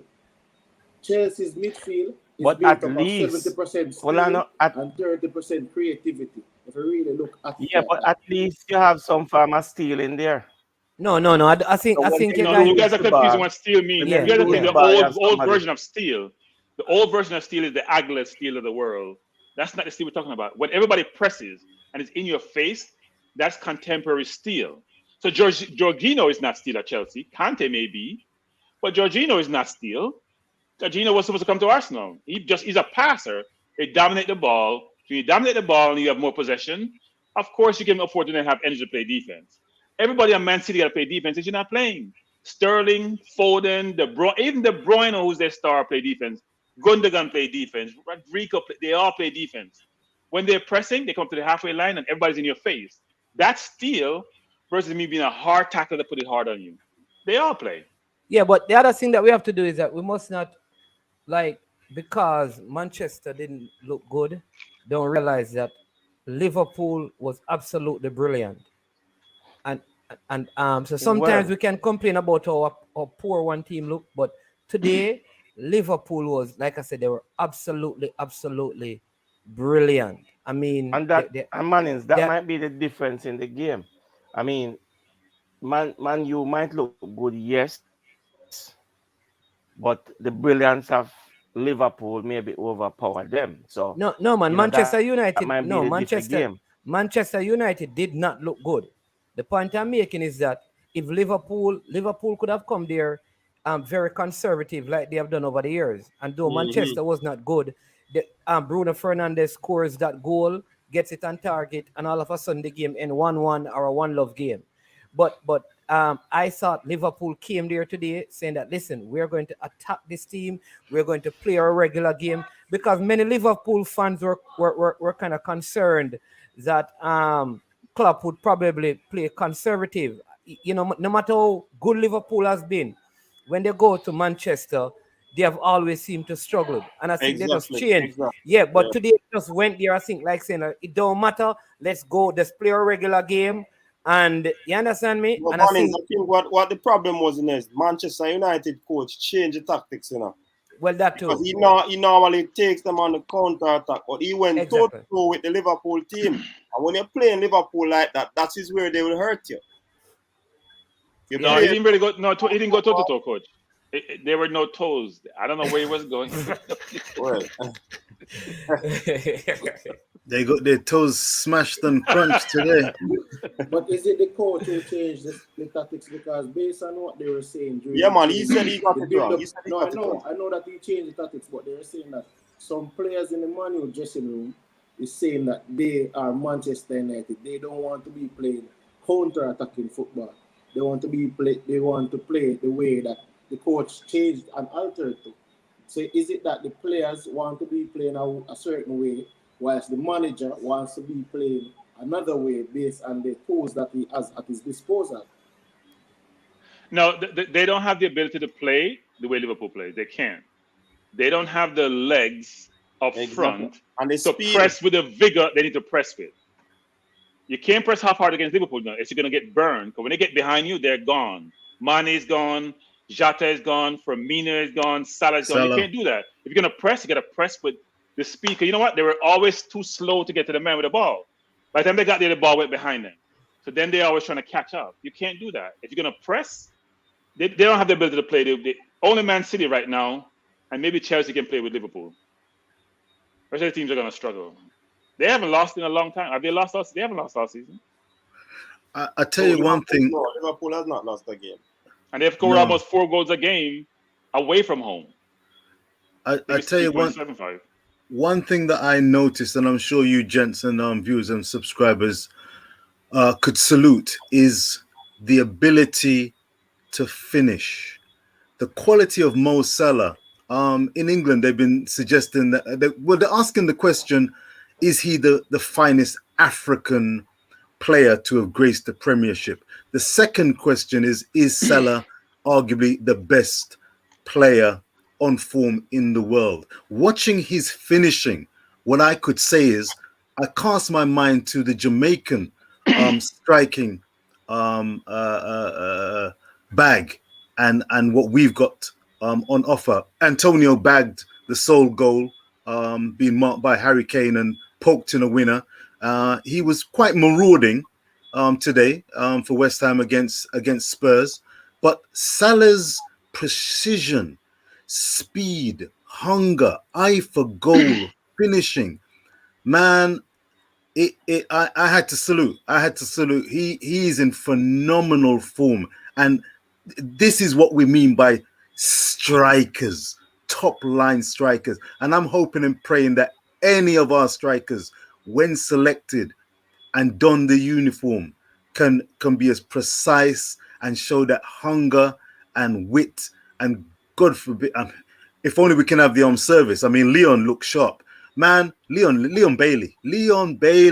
We need Leon Bailey and Damari Grays. They will offer us some added quality with a capital Q. What say you guys? I wouldn't compare Leon Bailey or Antonio to Salah. I mean, I wouldn't do that. But I would say Salah is playing like the best player in the world. I think what he does really well actually is in the box, he's very composed. So when everybody's all getting all flustered in the box, you understand, if you touch me, I'm going to go down and get a penalty. Then you're afraid to put a foot because he's moving the ball so quickly. So it's not only in how industrious he is, how quick he is, how he tracks back. Is the skill in close quarters. Skill in close quarters that befuddles you. I think I like the way how he plays direct. But to say, I don't think he's the best African player ever graced the English Premier League.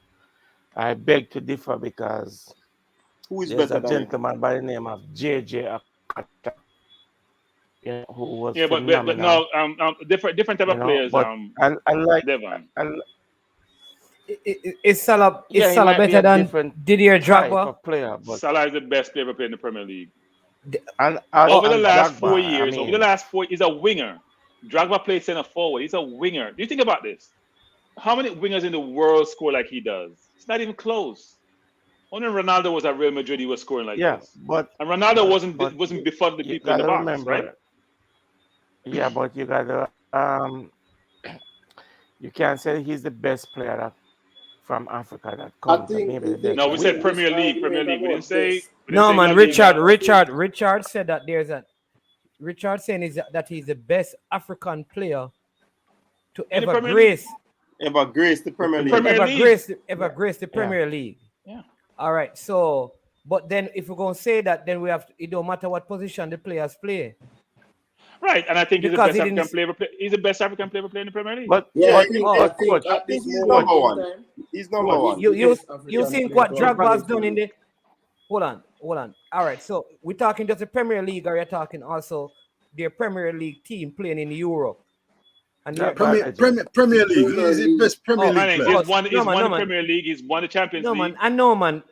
Here's why I'm asking, because Drogba was dominant for Chelsea. I'm not a Chelsea fan, but Drogba was very dominant in the Premier League with Chelsea and in Europe. So what has Salah done that Drogba did not do? I'm just asking. And Drogba probably have more goals than him, you know. And Drogba has more goals than him. So what? Yes. So what has Mane done that Drogba has not done? Overall, Salah has more goals in the Premier League than Drogba. You know? Salah Yeah, is the leading really? African player. 107 goals. Drogba is on 104 goals. Then I'm more Salah lead then, man. Straight. Wait. Stats me look up now. Stats me look up and you're talking. Salah and plus back-to-back golden boots. You know. You have to remember that Salah has an average scoring like 25 goals per season from the wing. Yeah, from the moment he entered the league. Yeah, here's the stats, guys. It's 32, 22, 19, 22, and 10 this year already. Exactly. He's averaging over 20 as a winger. He's not playing his center forward position. Yeah, man, the Egyptian king of lead. No doubt about that. But the thing, that's why I see the comparison with players based on my compatriot here that brought up JJ Akacha. The thing about it, I'm saying that you have persons with natural ability that one player might be more gifted, however, who has accomplished more out of their talent.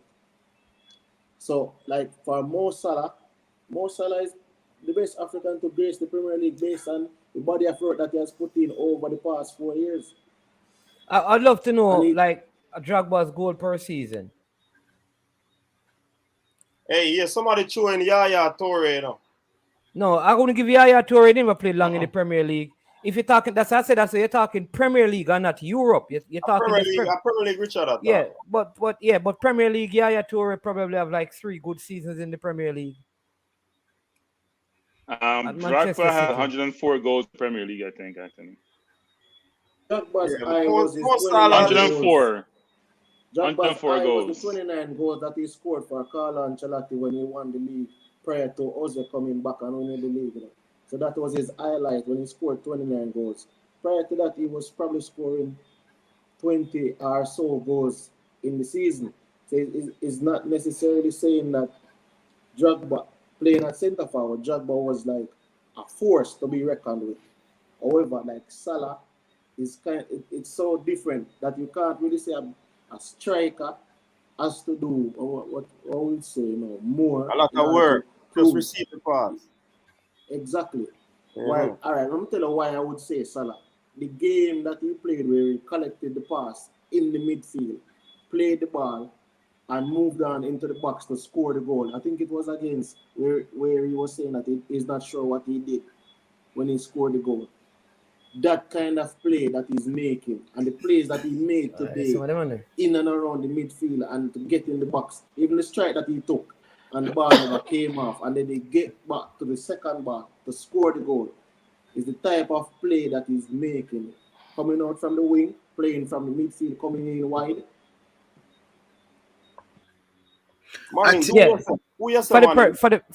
No, listen, I mean, I can understand people giving Salah the edge.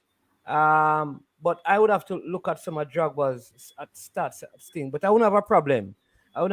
I can't just look at raw. One has 100 and odd goal. One will have 110. One have 17. I can't just look at that. I would want to look at more like goals. Goals per chance created to kind of get a little bit into it. Yeah. I wouldn't want to do that because I know during that time, Drogba was always up there in terms of goal scoring. Had different coaches to work with.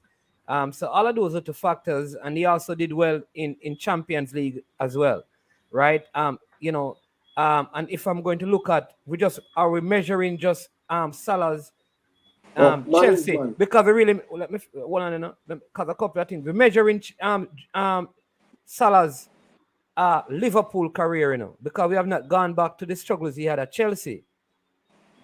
No, he didn't have struggles at Chelsea. He had Mourinho at Chelsea. No,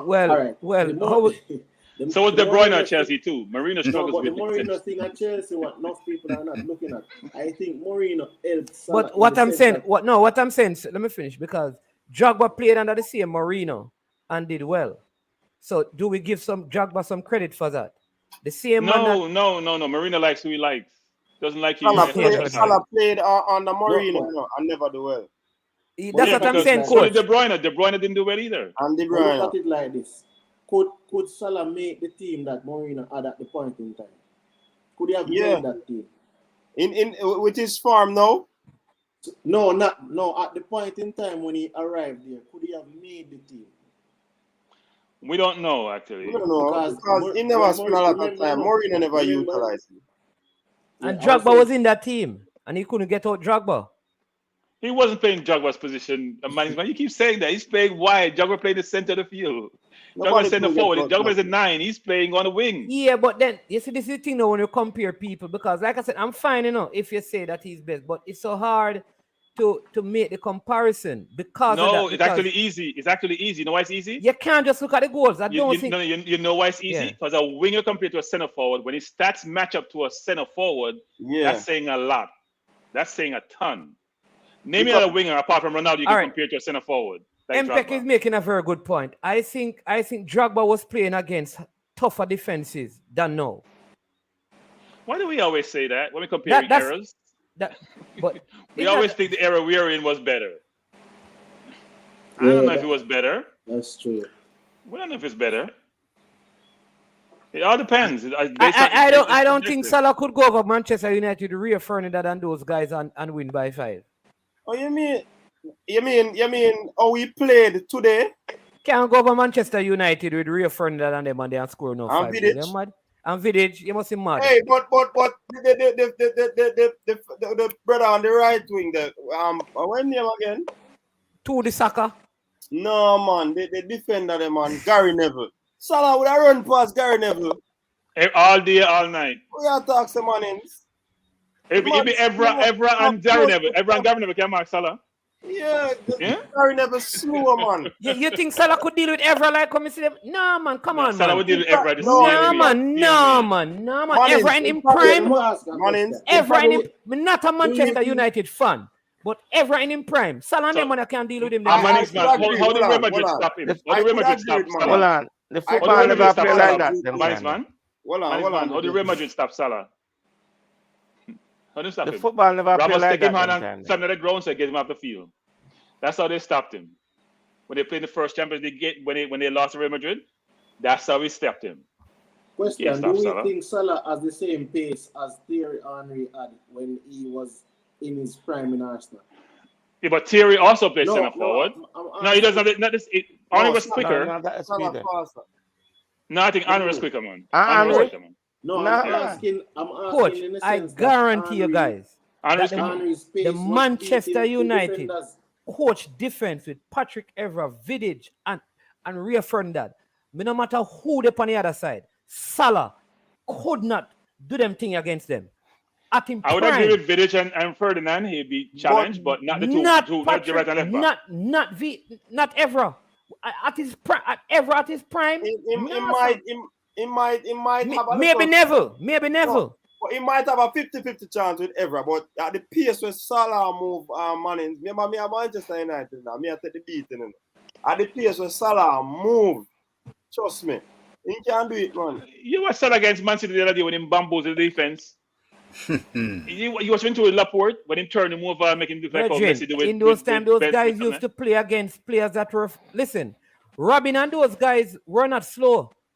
Robin is a very good player, yes. And he couldn't do them thing there at Manchester United. Score kind of 5. And coach scoring kind of hat-trick down upon Rio Ferdinand, man. And Manchester United, not my team. We're not saying 5, but we're talking about could he also be successful against them, right? He'd be successful against any team, the way he's playing. I mean, 5 against Vidic and Ferdinand is hard to do. But he'd be successful against any defense, I think. He's really, really good.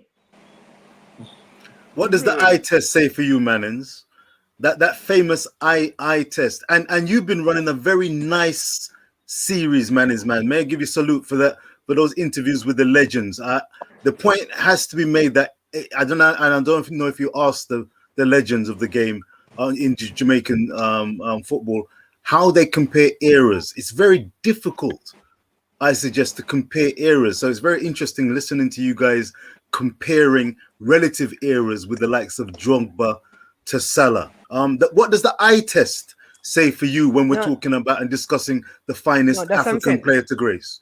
What I'm saying is that I would give it to Salah right now based on his present form, but I would like to dissect the Didier Drogba stats some more, all right, to kind of see what he was doing. Because I know watching that Manchester United side with those defenders, even before that, we had a big defender, the captain, Roy Keane. Was it Roy Keane?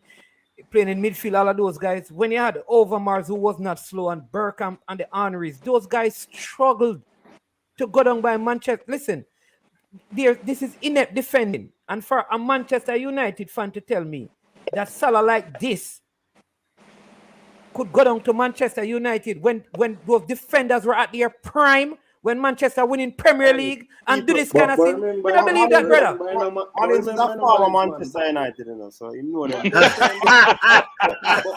them kind of man, a lot of players used to get kicked on some certain calls that were not being called then would have been called now.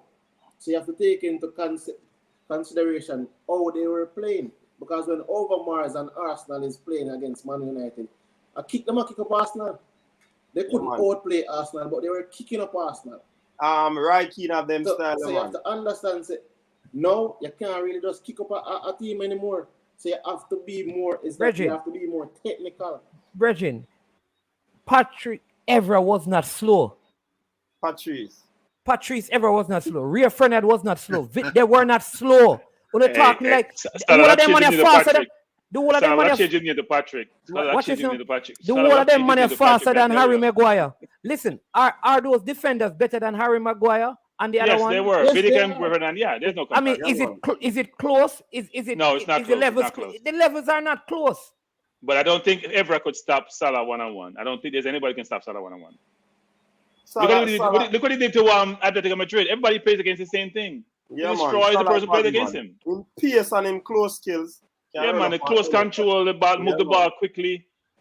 And you see the fact about Salah, people, whenever he's dribbling at the ball at high pace or high speed, it's not like the ball is getting out of control. The man still have optimal control over the ball. So he's able to do with the ball at high speed versus at low speed. So his attitude is phenomenal as well. Before the game today, I heard him being interviewed and he was talking about very humble brother. He was talking about, look, every time he goes onto the pitch, he tries to give 100%. The interviewer was asking him, do you think that you're the best player in the world? No, he said, well, when I go onto the pitch, I like to think I am, but I'm not saying that I am. It all depends on whatever people think. But he loves to assist and he loves to score goals for the team. And that's exactly what he did. No, he does love to assist. That's not, no. He'll do what he needs to do. He'll do what he needs to do. But Richard, we know he does love to assist. He's very selfish. He's the most selfish footballer on the planet.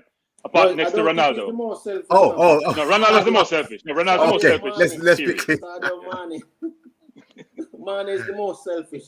No, that's why Mane doesn't want to pass to him because he doesn't want to pass to Mane.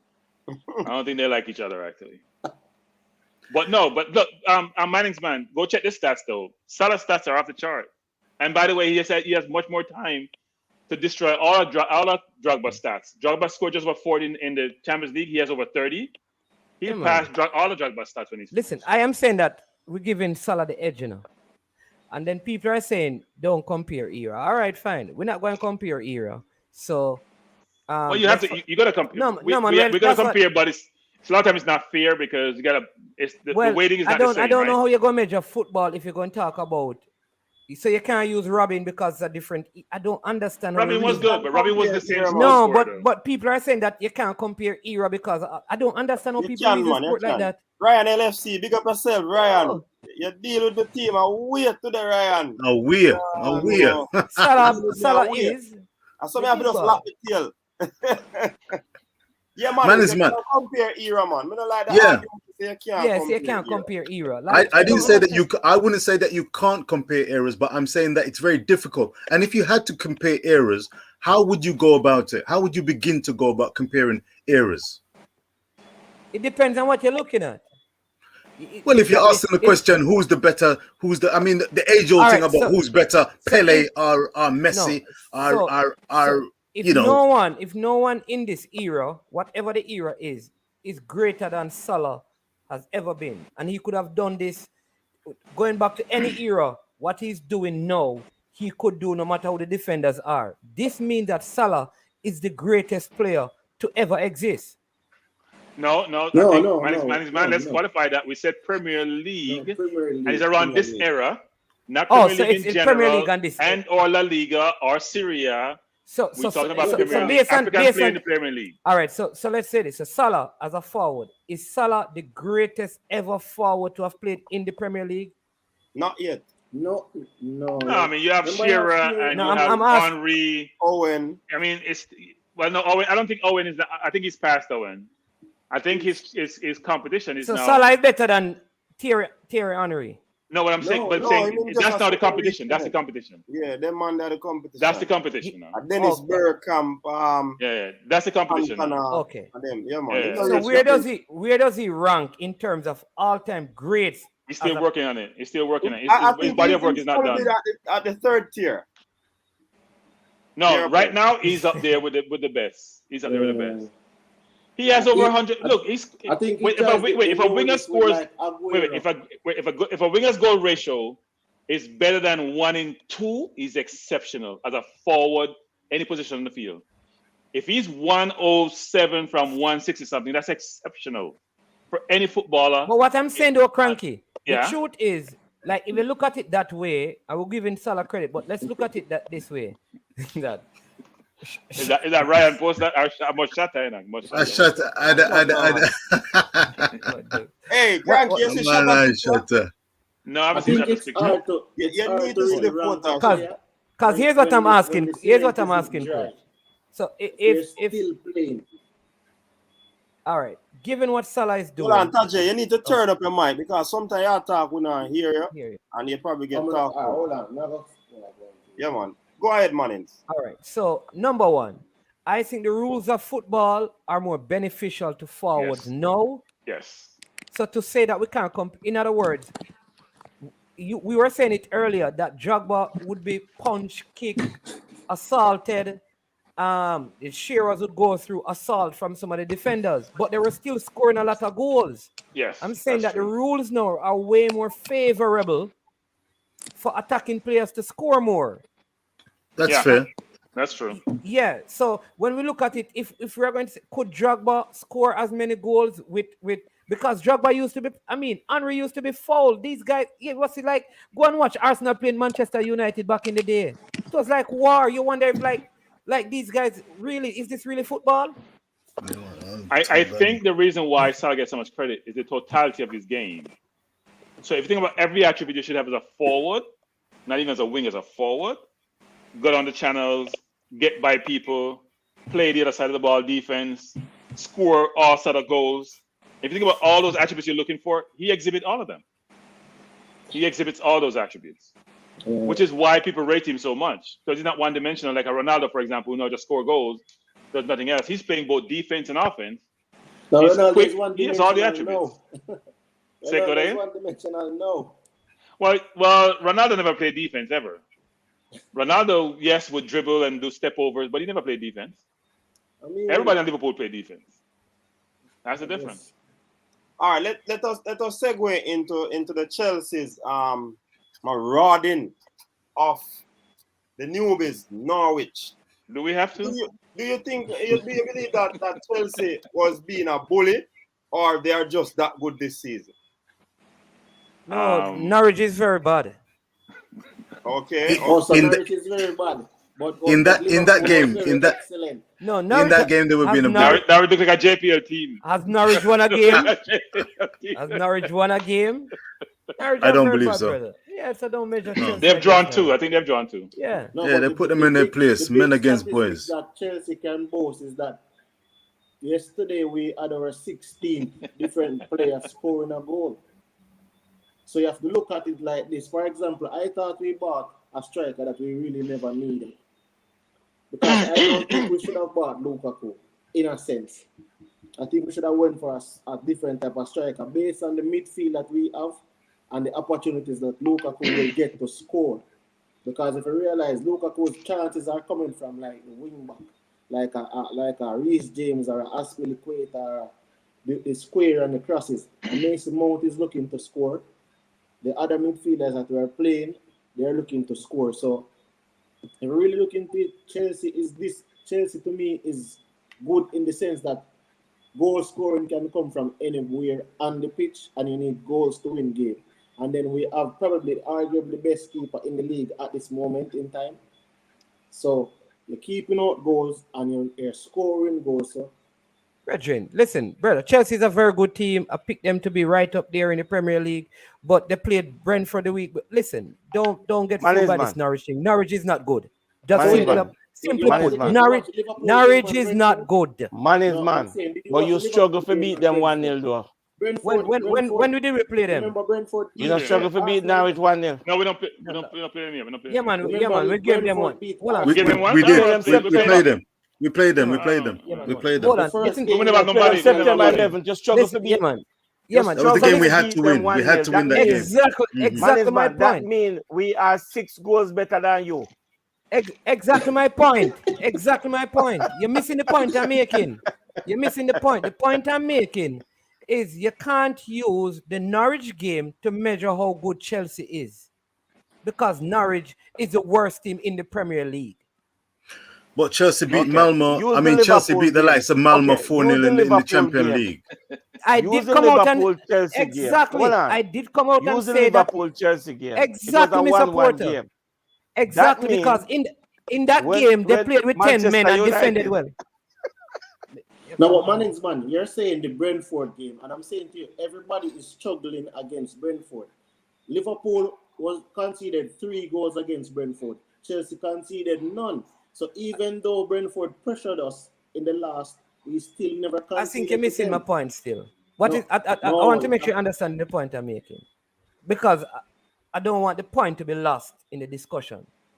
All I'm saying is that the measuring stick for how good Chelsea is cannot be the 7 that they give Norwich. Oh, no. That's all I'm saying. No, yeah, we're not using Norwich as the measuring stick. That's what I'm saying. Norwich couldn't be the measuring stick. That was like probably an exhibition game, because Norwich on this farm is going down. So you really can't really use Norwich to be a measuring stick.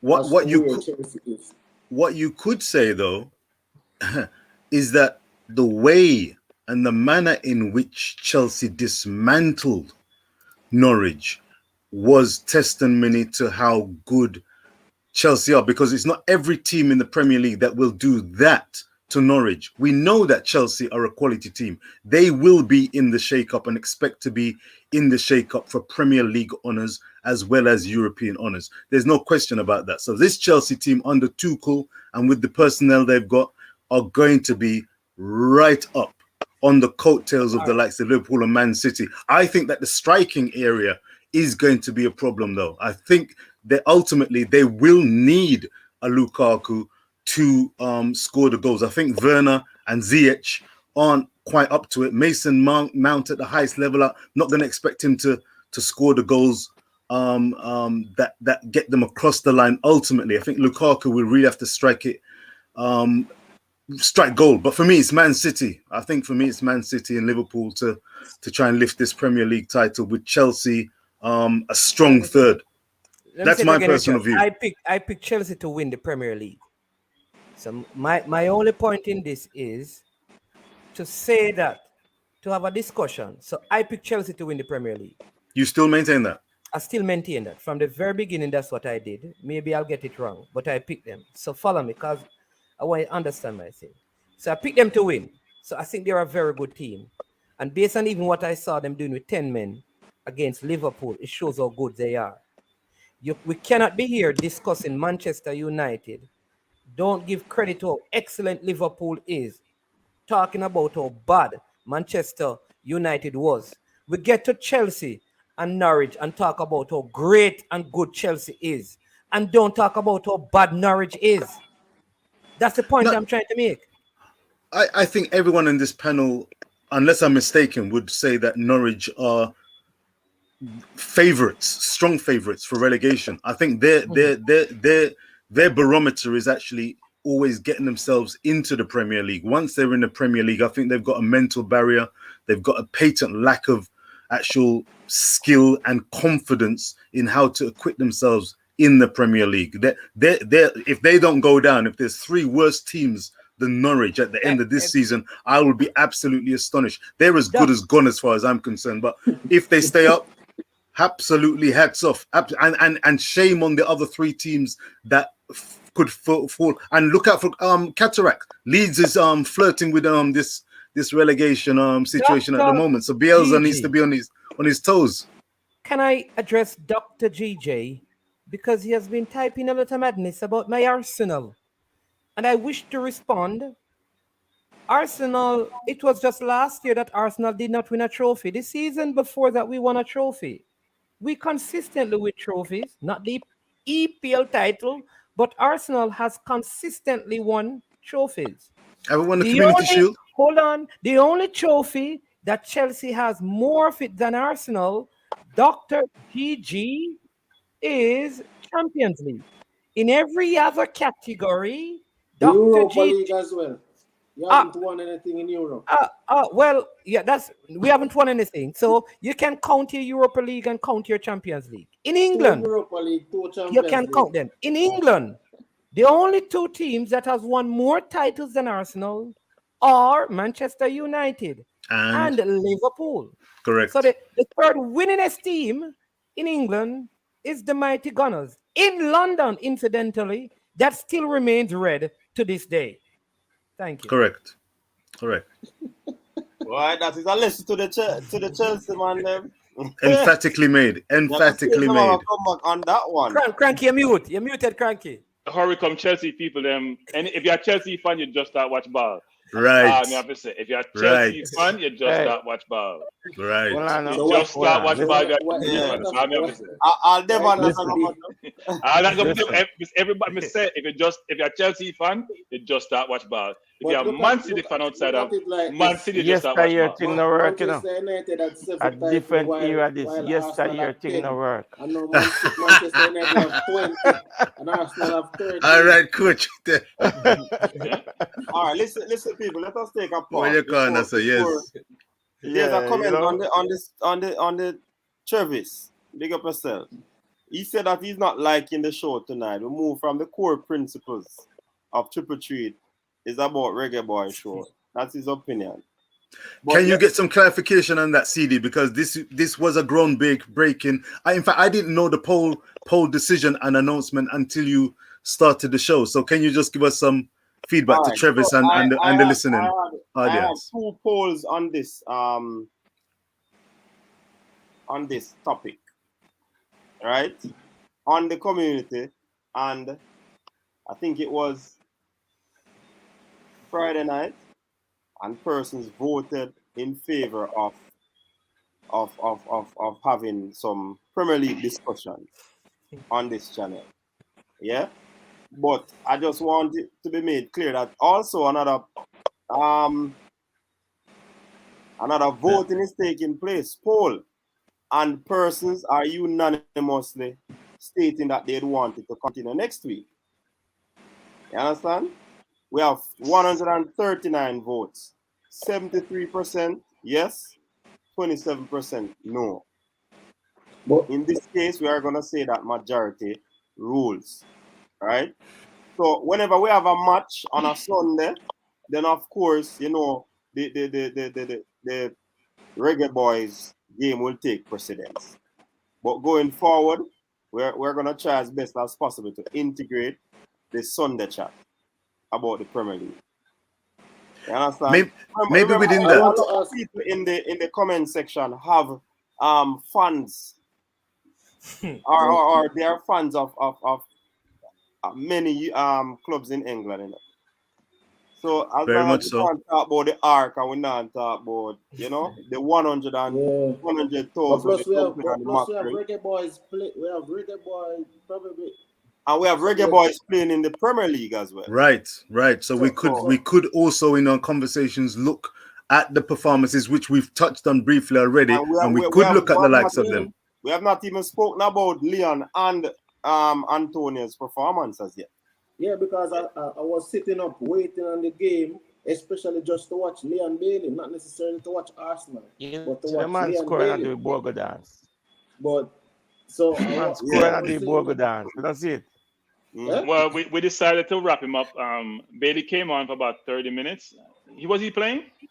Because I couldn't tell if I was trying to figure out who Leon was. I couldn't make his face out, and it's because all the Villa players look the same. All the Villa players look the same to me. Still kind of in a transition mode because they haven't had Buendia, Ings, and Bailey to play together. Lord have mercy. All these excuses. They beat Man U the week before. What are you talking about? They beat Man.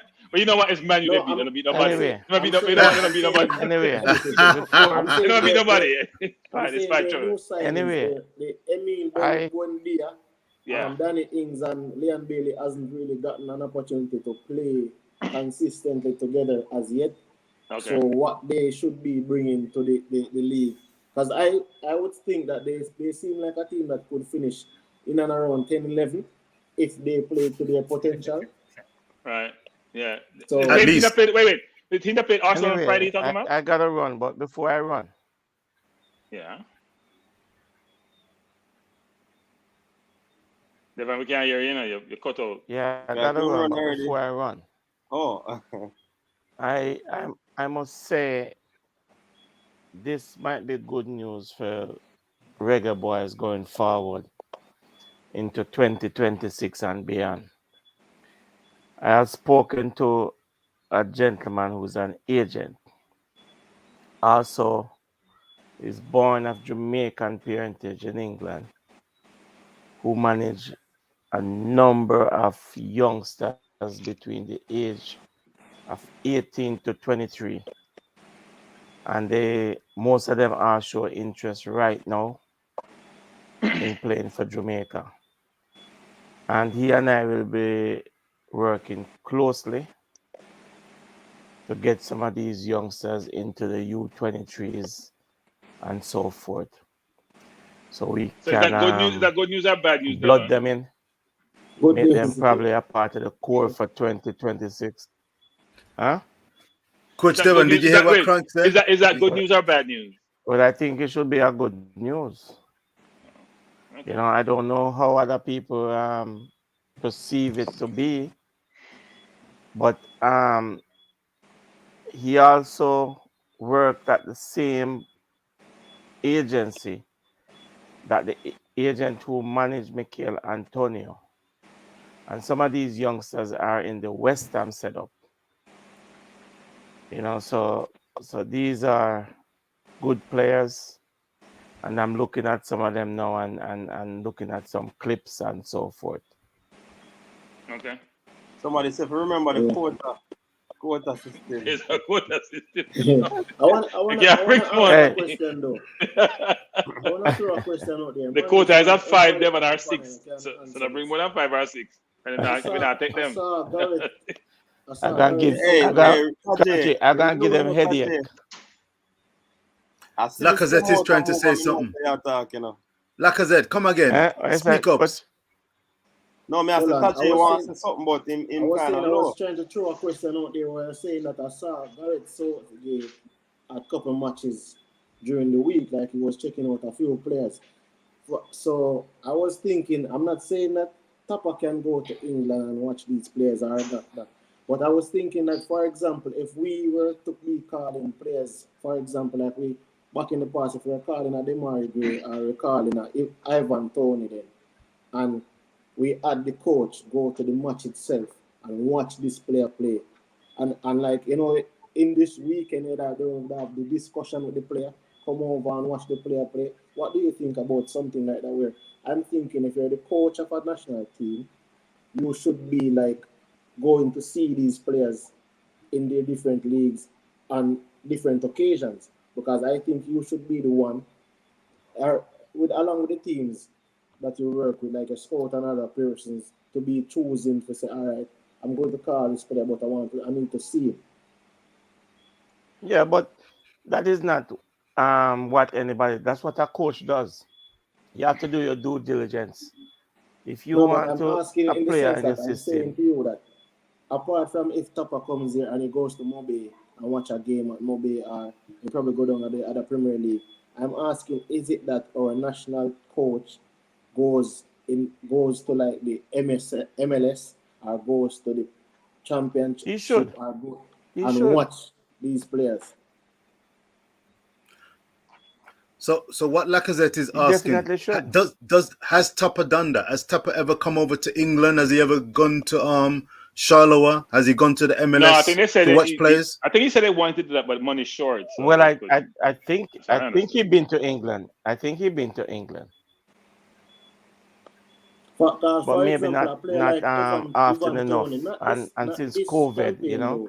though, but a guy like Ivan Toney, if he chooses to play for Jamaica, I would like to see him play for Jamaica, you know. But the thing about it is, I'm saying, if I'm a player and you, the coach, come to my game and you're watching me, like you spend like probably a week or so and you're watching me at 2 different games, I think it means more to me that the coach is interested in me as opposed to someone in the administration.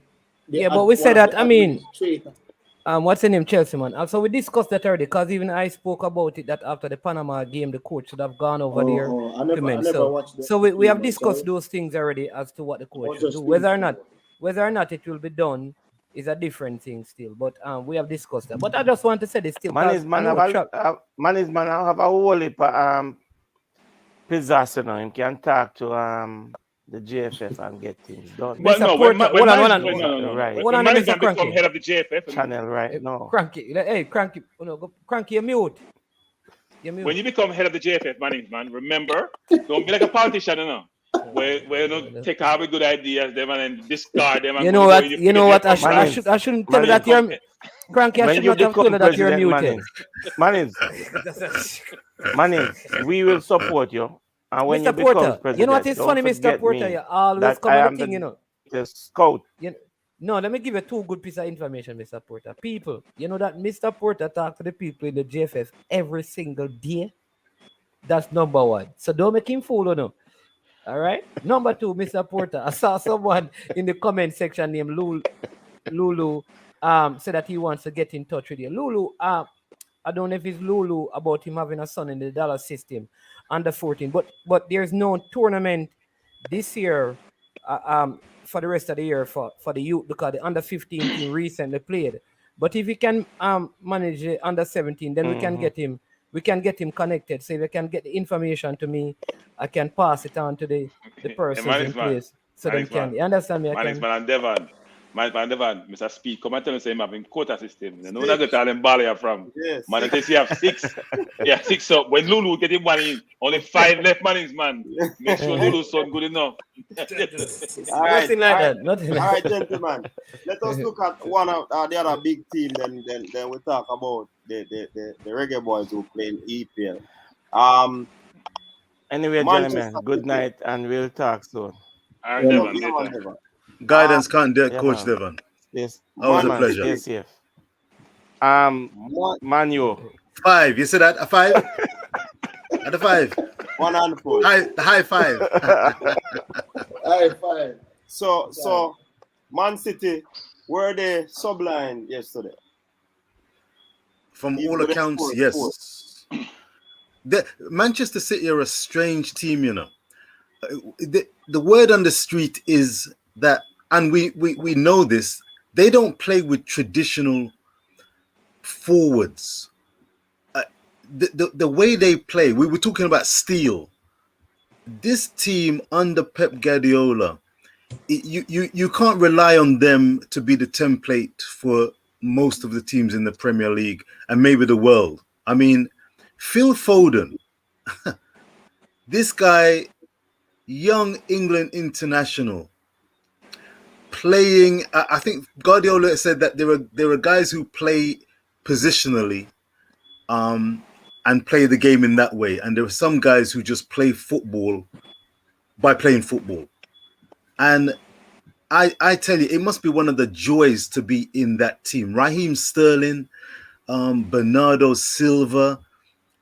It's just a pleasure. As an Arsenal fan, I see Man City as a different kettle of fish. They play a style of football that is akin to the Barcelona when they were doing the tiki-taki. They play a different brand of football, and you know, if you can counteract them, fair play to you. But they're a joy. I mean, they made mincemeat of Brighton. 4-1. Brighton did well. They controlled the second half, apparently, having been 3-0 down, only for Riyad Mahrez to just put the icing on the cake with a resounding fourth goal. They're beautiful, playing sublime football with young talent, and it's a pleasure to watch them. Kroenke, man is man. Lacazette, what say you? Well, I think they have a system, and all the pieces fit the system really well.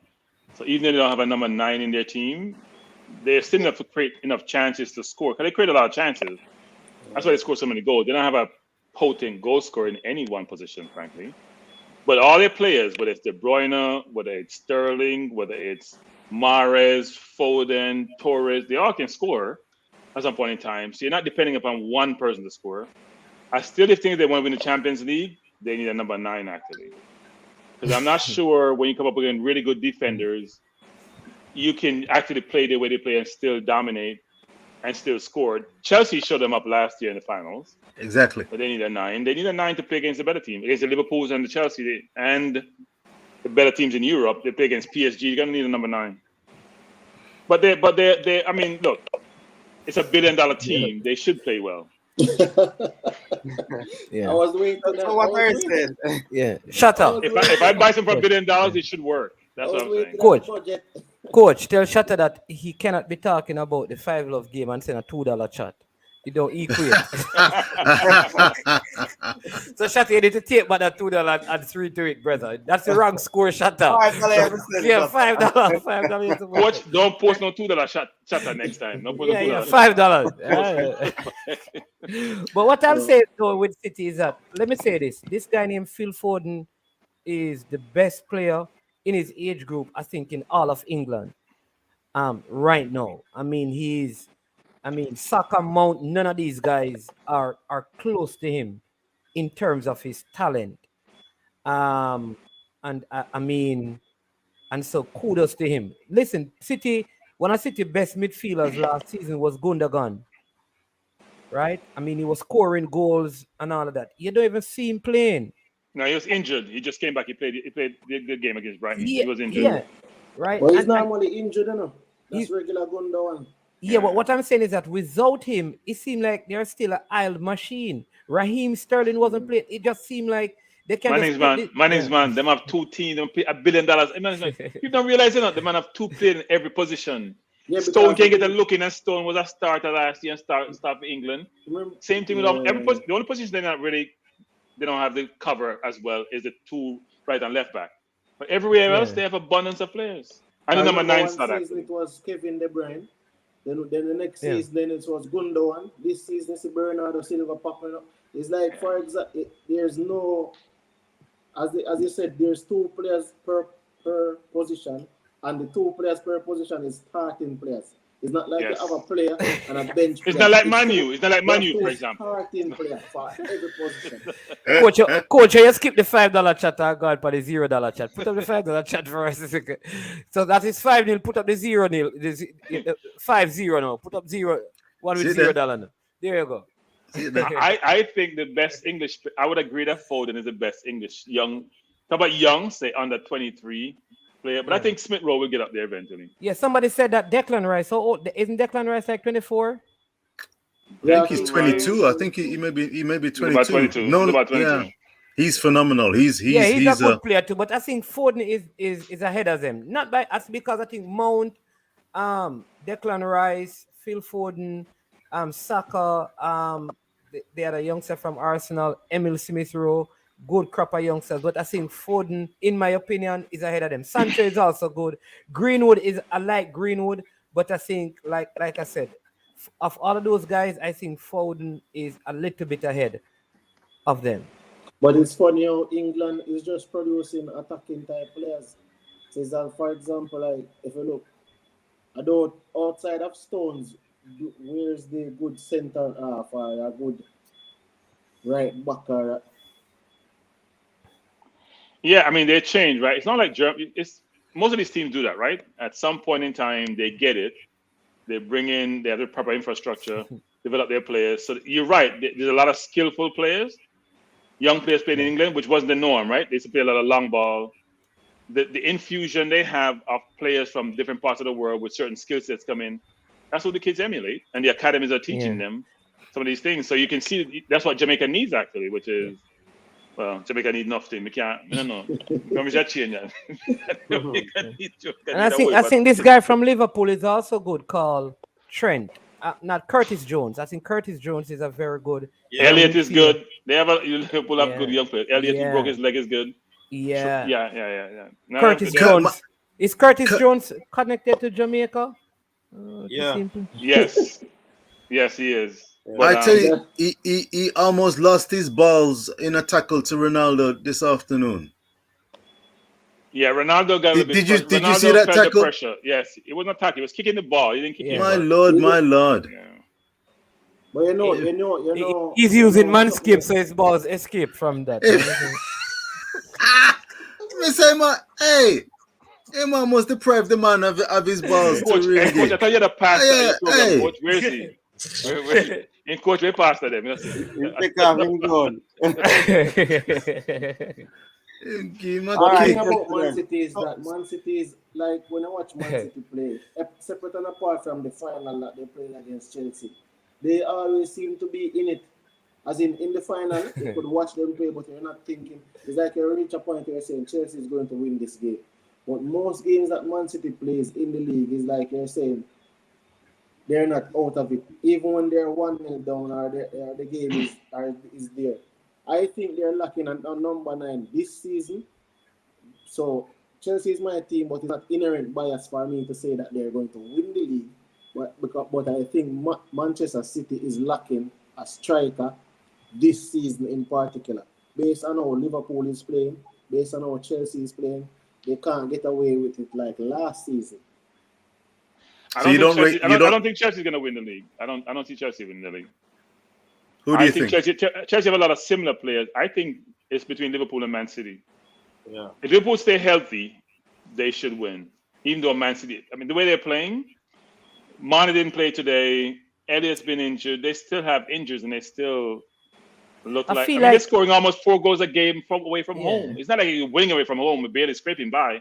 Chelsea got lucky against Chelsea lost against Brentford. That game was an easy game for Brentford. They just missed chances. Chelsea wasn't even in the game. When they won. But I'm asking you, how many of these big teams are going to beat Brentford? That's the thing about it, If, for example, we already have a sample size of Liverpool, Arsenal, Chelsea. So if you're don't put Arsenal in there because we were just started the season. We had our players. we just got our players back, so we can't use Arsenal as a barometer to judge. But you're right, Brentford has played well compared to a Norwich who won the championship easily, and Brentford who just barely made it to the playoffs. We took all right, Chelsea took 3 points off Brentford, right? Liverpool took 1 point. So at the end of the day, these are the fine margins that when the league is winding up into the business part, these are the little fine margins that will make the difference. I was really impressed. I was impressed. I was impressed by Chelsea, like I said. I was impressed in that game against Brentford. It was patently obvious that Chelsea weren't playing their best flowing football, but the steel, resolve, and determination with the last man in defense, Mr. Mendy, with an outstanding series of saves. I think to take all 3 points against Brentford, against the run of play, you could say, showed a lot of resolve. And I said fair dues to Chelsea, because every team's not going to be playing wonderful, outstanding football every game. And to go to Brentford and to come out of that when Brentford were throwing everything at them, highly commendable. Yeah. All right, so let's look at Leon Bailey's performance. You'd say a cameo performance? Well, Cronky said he was on the field for 30 minutes. I only saw him when he lost possession and an Aston Villa man belted the ball in for a great consolation strike. How long was he on the 30 minutes? He came on for 46 minutes. He came on in the second half, at the start of the second half. Okay, it's more than 30 minutes. It's more than 30 minutes. I thought it was 30. It was more than 30. It was the change. It was a change at the second half, man. Yeah, he never. I think what failed Aston Villa in that game too, Buendia wasn't getting the passes off. So it's like there was crucial points where Aston Villa won the ball, in the midfield. Liam Bailey is making the run, but Buendia kept on hitting the man. So it's like the pass to Liam Bailey, it wasn't really getting the ball like that. I thought got substituted as well. Was Arsenal. That's what I thought. I mean, Sambi Lakanga was dominating Bendy in the midfield and McGinn and all of those guys. So Liam Bailey there was no outlet for him, and Nuno Tavares is very fast as well. So Liam Bailey wasn't trying to go on the outside; he was trying to come inside. I think that's how they created and scored the goal. Though the ball was opposite. Right. Well, I don't know how that became an assist still, but it was like an accidental assist. I think it looked like he lost the ball. Yeah, and then broke to his fellow Villa player. If you touch the ball last before it scored, then you get an assist. Because Bailey didn't that pass that ball, he lost the ball and shot the ball. So it's an inadvertent assist, but he got the assist. Guys, looking with your go ahead, CD. Statistics. One assist, 2 shots, 10 accurate passes at 83% passing success. I can't look at stats, Yeah, 2 chances created, and he had 10 accurate passes, 1.5, 9 in opposition half, 12 passes, 83%, 1 cross, 2 long balls, 28 touches, 4 duels, 1, 6 lost, 2 dribble attempt, 1 dispossessed, 2 was foul, 1 tackle attempt, it was successful. Aerial duels 1, he won, 2 lost, and recoveries 4. I can't take those stats because that's so like he was highly involved in the game. Coach, no, but management, hold up. Here's the thing, coach. You said he touched the ball 28 times? Yes. How long was he on the field for? 45 minutes. He had more touches than Haka. No, you see, Arsenal, I think the fact of the matter is Arsenal dominated the game. Dominated in the game in such a way where Liam Bailey came onto the field. However, based on Arsenal dominating the midfield, at one point in time he was at the midfield trying to get the ball. As management is saying, he kept coming to the inside because the way in which Arsenal was dominating the game. So I think based on his coming back from injury, I could live with how he was playing. Coming back from injury, looked like he's not probably fit enough right now, but he's okay. So I could live with his performance based on how he looks because I want him to be up there when the window comes. So I'm not too afraid with his performance in the game. Can you guys answer one thing? It looked like he was on the right-hand side. He was playing on the right. Yeah. Is that his best position come a Jamaica call-up? I had the impression that he's best served on the left, but is the right actually ideally his best position, or is he a roving player who's actually capable of being strong on both sides? He has played best for Jamaica playing on the right. I think it was from the right. He scored his first goal for Jamaica as well, if memory serves me right. He came in from the right and kicked with the left, I believe. I could be wrong, but I think even in the Gold Cup, the first goal, was it the Gold Cup, the first one he went to in 2019? That's the one. I think he played on the right for the games that he played when he was just coming out, and he looked well. So I don't know if that's a big problem for Leon. Who was playing on the right for Arsenal again? I'm trying to remember. Who was playing on the left for me?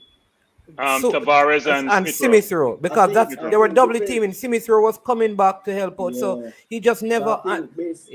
I think the coach was trying to utilize his pace against the Bailey didn't play bad, but I wouldn't say he had a very good game. He just never played bad. He never.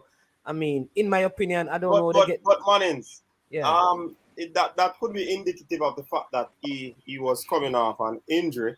He got only 45 minutes, so the game sharpness was not there to begin with. So inevitably he would not have a decent game. One thing I saw though, the free kick. I'm thinking the free kick was. Lord have mercy. No, but hey, no, man. If you get a free kick and you don't go and talk, don't come and talk about it, brother. No, it wasn't a bad free kick, but I just said it wasn't on target. It wasn't a bad free 5 kick. centimeter. I'm not saying it's on target, but I'm saying the way he strikes the ball. All right. So I'm saying if we get set plays out here, a free kick in a no, okay. We could give him the free kick. Like I said, this Bailey doesn't play well for Jamaica, so free kick I know. All I'm saying is that Bailey doesn't play well for Jamaica. Don't sweep that under the carpet. There's a reason that I've asked. The footage that when I first saw Bailey playing for Jamaica, I remember him being on the right hand side, going past 2 or 3 players, overcooking it, and then losing possession. When I saw him playing for Aston Villa making his debut, he was employed on the left-hand side by Dean Smith, and he was applauded and commended for his ability to maraud down the left and play it simply across the box. So going forward and representing Jamaica, should he be employed to simply go past players and get the ball across for the strikers and forwards to latch onto? Or should he be employed on the right-hand side where he's cutting in again, and then thinking that he has to shoot or he's got to lay off the ball? But by that time, the defenders of pulled back, gathered back behind the ball.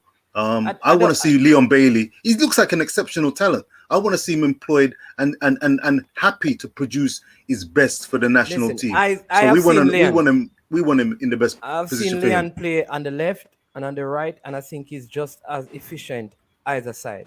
And sometimes it depends on who we are going up against, right? So when I used to play football, one of the things I used to do is I need to look at the wing back when I use, right? And who am I going up against, right? Because I could use both feet. So what I do, I would make a couple of runs. We normally start the game and see which one of the wing backs are the slowest. And the one that is the slowest, that is the side I go and play against, because that's the one I want to. Right. So I think the national team should use him that way. Which wing back or which side of the other team is weakest, and let him go down that side, because he's efficient, I think, on both sides. Unless you have a next, because the other issue could be that you have a next. Suppose you're using Jamal Lowe as one of your outside players, and Jamal Lowe is better down the right. It's easier to move Leon, probably. You understand me? It depends on who else you're using, because the person you're using, if that person is predominantly left-footed, not good with their right, and you want certain things, you may say, all right, Leon, because you can use both feet, let me put you on the other side of the field. So he's the one I think they can do that with. If I have Kareem Paris, for example, Kareem Paris likes playing on the right and cutting and kick with his left. So if man is man.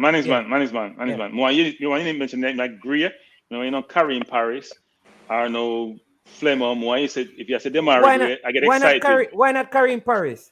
Oh gosh, here we go. Not ready. Kareem Paris. Say Demari Gray.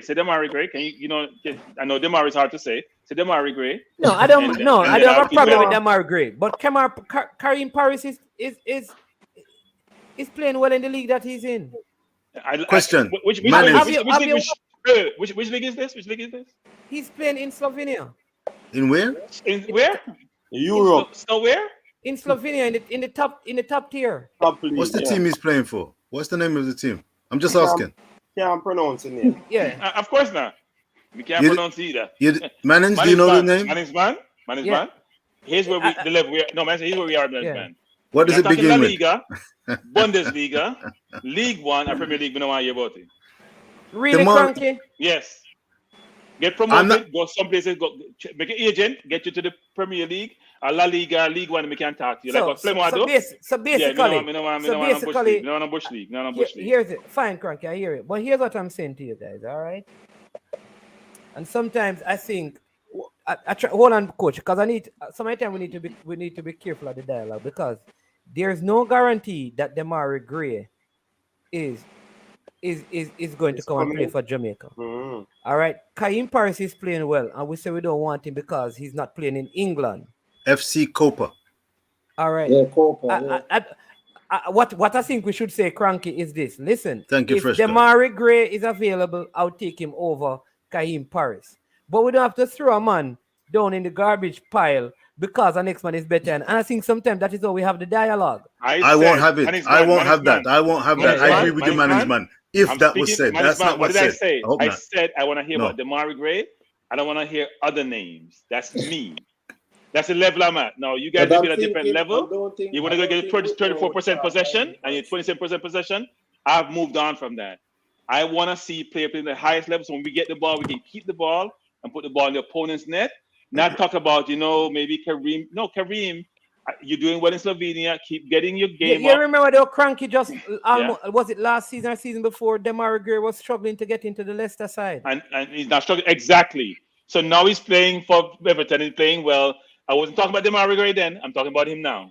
Exactly my point. But Kaim Paris has been scoring goals for his team. They are leading the league, and they could also be playing playing the qualifiers for Champions League next season. Yeah.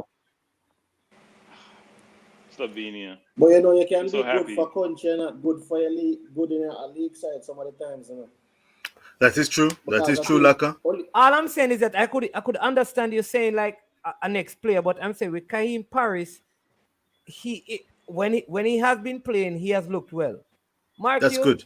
That's good to know. That's good. He's out now because he's injured, but he has been scoring goals and all of that.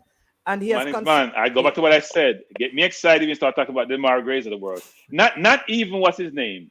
I don't even get excited about the kid from Southampton, Redmond. I don't get excited about Redmond. I don't think Redmond is gonna come in right now. But I'm saying I don't get excited about Redmond. If you want to come in, he's not a kid either. He's not a kid either. Stay where you are, Redmond. Go enjoy your life. Do what you're doing. Bring me some young 23-year-old who has an upside to him, who is playing well now. But Kaim Paris is just 20, 21. So Karim Paris keep on doing well and get yourself promoted to a league where I recognize the name of the league. I can't even say the name of the country. I'm sorry. Let's jump back to what the Leon Bailey issue.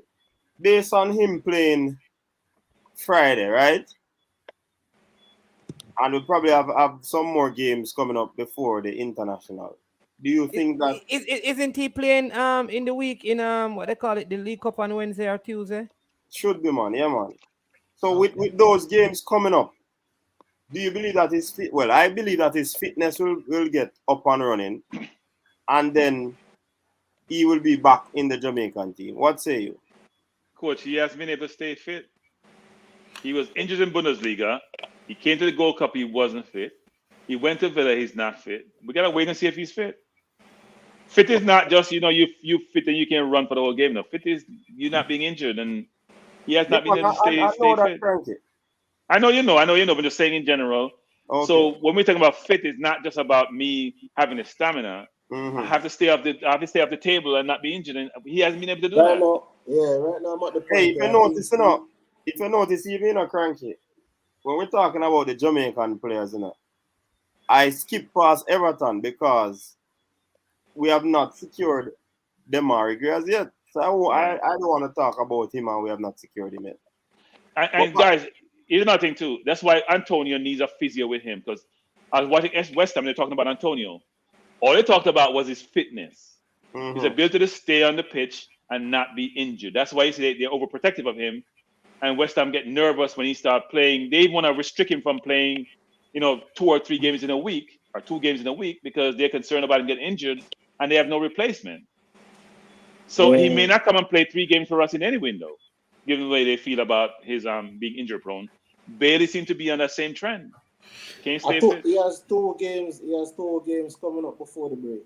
This is West Ham away, West Ham at home and Southampton away. I would go out on a limb and predict that Leon Bailey is more unlikely to not only be available but be selected by Tapa for these El Salvador away and America at home games. Because of the fitness, the lack of time to get involved with the team, to gel and get that chemistry going. And these are 2 crunch games where every jack man who takes to the squad and takes to the pitch will have to be given 110%. And I don't imagine and feel confident that Leon Bailey, with his history with injuries, will be available and be freed up by Aston Villa. What say you? And Tapper, I don't think Tapper's going to be going for people that he knows are going to be ready to, as he says, drop down for him. And at this juncture, no, I don't expect it. But what do you make of it? You know more about Mr. Bailey than me. Look at it like this. Leon, the next window that comes up, right? The last game, the game that's coming up, the next window is from around about the 8th, I think it's the 8th or the 10th of November to the 16th. Yes. So there you will have more time with the players. So I'm thinking if he doesn't get injured, hopefully in the Southampton or West Ham game, we should have him, and then he would come down like 4 days or so before the match day. So depending on the physical condition that he is in, because I think we need him at his best to qualify. So is Trevor saying Bailey's not committed? He seemed to be suggesting that. I don't know what it's based on, but he seemed to be suggesting that. Coach's desk, we know that you are the diplomat 2021. Hold on. We know that. We know you're the recipient. Don't ask me a question. Let us move to Ethan. Watch out.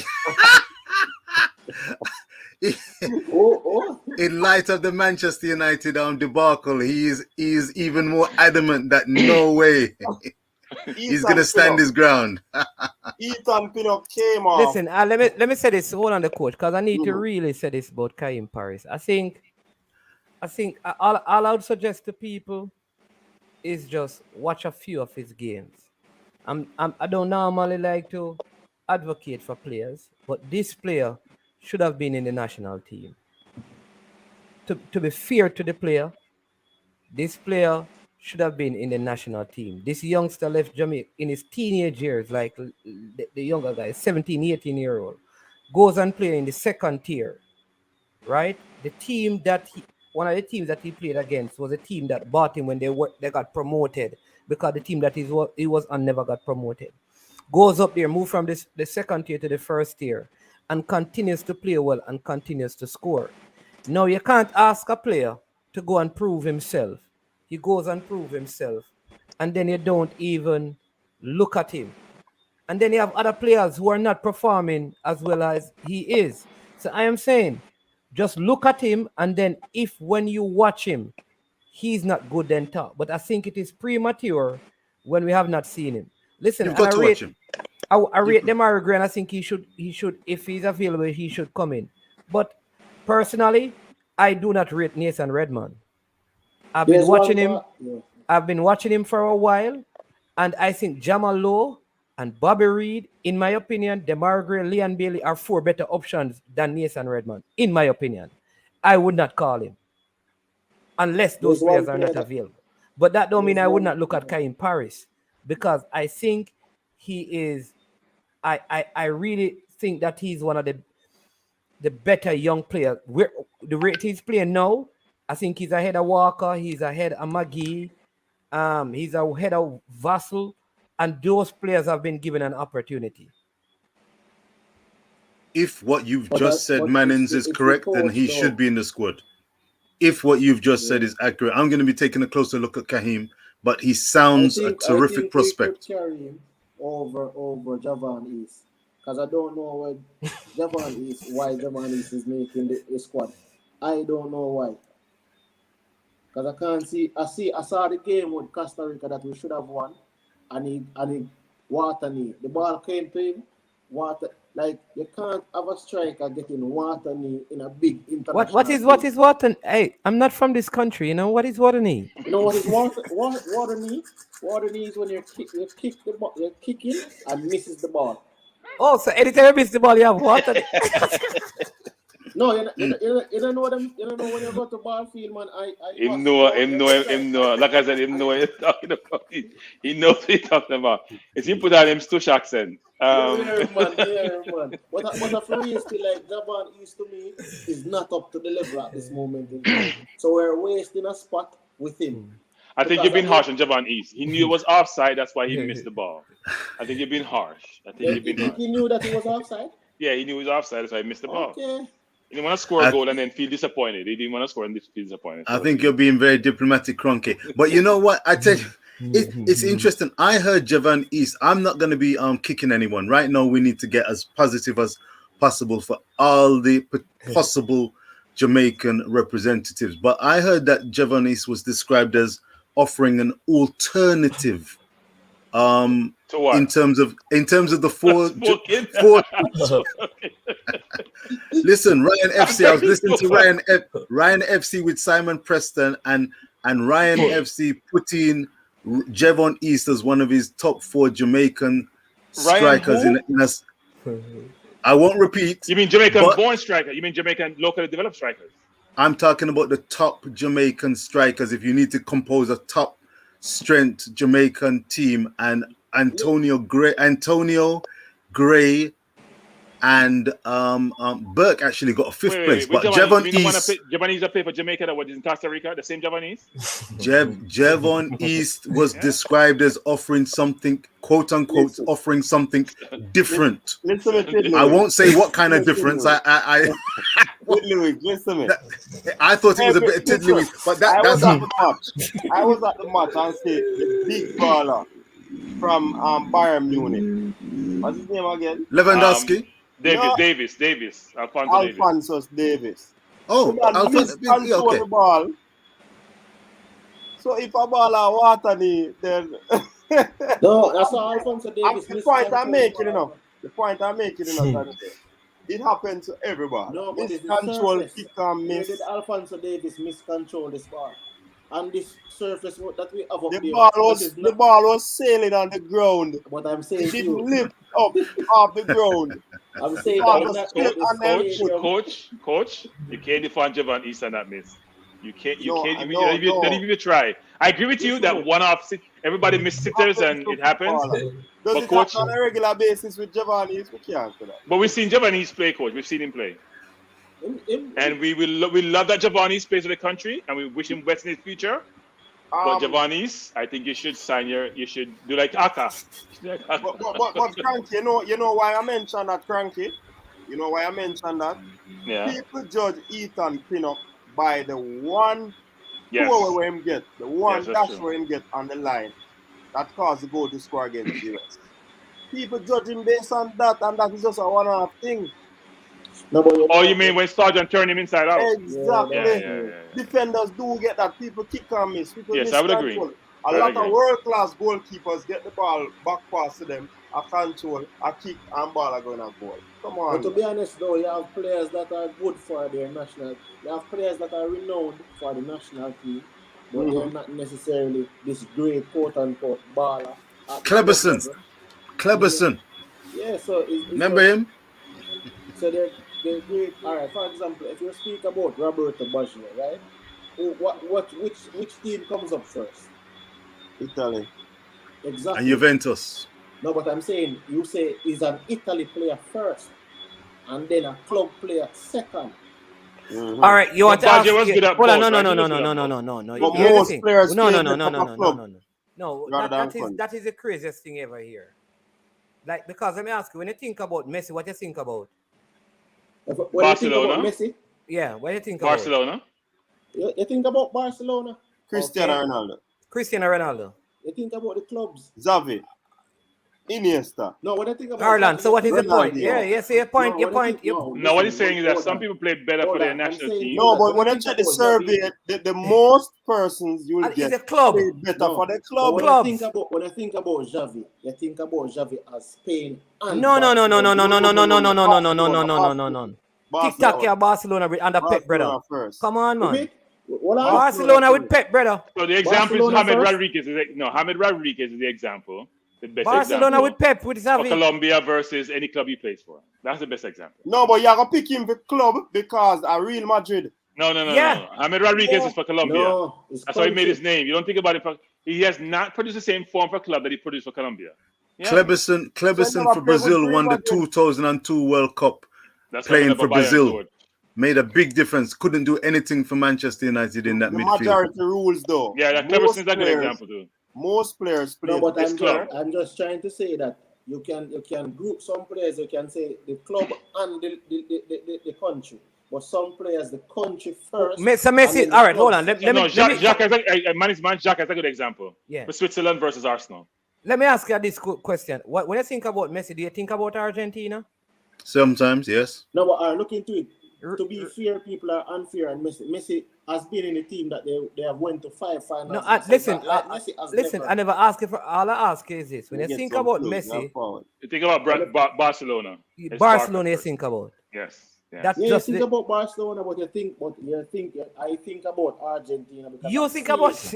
No, look at this. Look at it like this. I've seen Messi in a final 2007. I've seen Messi in 4 Copa America finals. I've seen him perform. I've seen Messi brought Argentina to the World Cup when nobody else wasn't performing in the team. Brought Argentina to the World Cup. But Laka, you're making a point. You're making a point why people don't think about it from Argentina because he hasn't won anything except for more recently when he won Copa America. That's why people don't think about it for Argentina because he's not winning. You think about Ronaldo for Portugal because they won the Euro with Ronaldo, even though he wasn't in the final. Yeah. You think more for the club than you do for the country. I think sometimes we don't like for me, I think like some players go and they improve the game and they're still not given a look. For example, like Akai in Paris, like this is a 17-year-old that left Jamaica and he has been improving. And he got called to a friendly game.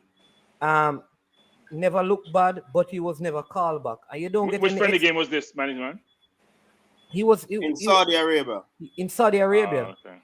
Yeah. And that's it. And they never called him back again. Since that time, he has not been called back. And you wonder what has happened. So he needs a better agent to promote him. Well, not to the national team, but yes, to the national team. You think Whitmore's here and tell you give him a thing and work things out. You need a better agent. Yeah, but I think what you're saying is true because amongst the guys that he was playing with in schoolboy football, he has been gone out ahead of them. No, I'm saying no. My point is that he has outperformed them in terms of his growth. Like for example, I'm saying he came out with Lamar Walker and Muddy and those guys. All of them came out the same time. Same time, and he's gone ahead of them. Exactly. And they get called, I and he's not. That if they can get a look in, he should get a look in as well. Anybody knows what is happening with Ethan Pinnock? He came off, didn't he? He came off at halftime, didn't he? We heard that he's injured, but I checked the injury list and he's not on it. He may not be injured. Really? He fell hard. He went up for a ball and fell. So I don't know if he's totally injured. Maybe it's a precaution then. So we'll probably have to go. I'm probably have to go search the list again tomorrow to see if they update. But he's not on that list. But he was taken out of the game. Yeah. Is it fair to say we would love for Ethan Pinnock to be in the window for the upcoming 2 Jamaican games? I'm not sure, no, because I think he's not one of the favorite, even though he's a high quality defender. I don't think he's one of the favorite. So Ethan Pinnock, the coach said he has a hip problem and will be assessed in a couple of days. Oh, the same hip problem then. Yeah. All right, but you know what? Thank you, Crunk. I'm wondering sometimes if I don't know what is in the coach's mind, but if I'm a coach, right, I know that if I call this player and don't play him, people going to cuss me, right? So, and maybe the player not going to be happy to sit on the bench. So to save myself the problem, why not just don't call the player? Yeah, true. But management, I think the next window. Will be the most interesting window of all the windows. Because everybody available. Right. And you won't have some of the restrictions that you've had before. You're going to play 2 games at home. 2 games. Yeah. You're going to be very interesting to see how you treat a Boza versus a Gray versus Antonio if they come. If a Bailey comes and a Low comes and a Flemo comes. It's going to be very interesting. Back as well. What if you call Ethan Pinnock, Liam Moore, Maria Low, who is your starting 2? If Ravel gets to be called, he may not be called DJ. It's a very interesting time, actually. I don't think Ravel is going to be called. I don't think so either. Based on an interview that I've listened to the other day, the coach don't seem to fancy him as a player or fancy not necessarily as a player, but making a certain statement that was made No, I don't think so. I think the coach. Listen, let me tell you how I saw that interview. All right, listen. I like you in the team, but my job is on the line. So here's the thing: I'm going to work with somebody who I know and keep and So I can keep my job. So I can keep my job. You see, me keep my job. Me can call you back, but it's right now. Me have a put to what that can help me keep my job. All right. So here's why I now call it. Whenever I gave you an inch, you took a yard. That is the reason why. But really deep down, brother, me not trust you to help me keep my job. You understand me? So me will keep my job first, and then me get back to you. Okay. That is my interpretation. Interpretation, you know. You heard the statement that he said when they asked him about the whole transition of play from the ball being whooped up to the forward and not going through the midfield. You heard what he said? He never called Ravel name. No, I'm not talking about Ravel, man. I'm making a different point. I was saying but he called a specific player name. He called in that instant. He called player name, so he wasn't speaking about Ravel. Yeah, but I was saying that based on what he's saying, though, I'm thinking if you're the coach and you're going to say that is not the way you want to play. But he called the player name. In other words, he doesn't have a problem with Ravel doing that, because that game Ravel was not in it or was even called, so he was speaking to that game and the player who was in that game. The issue he had with Ravel was, brethren, right, you know, who can stay, you know, because my job up on the line. And at the man, then we are going to die for me are going to die with.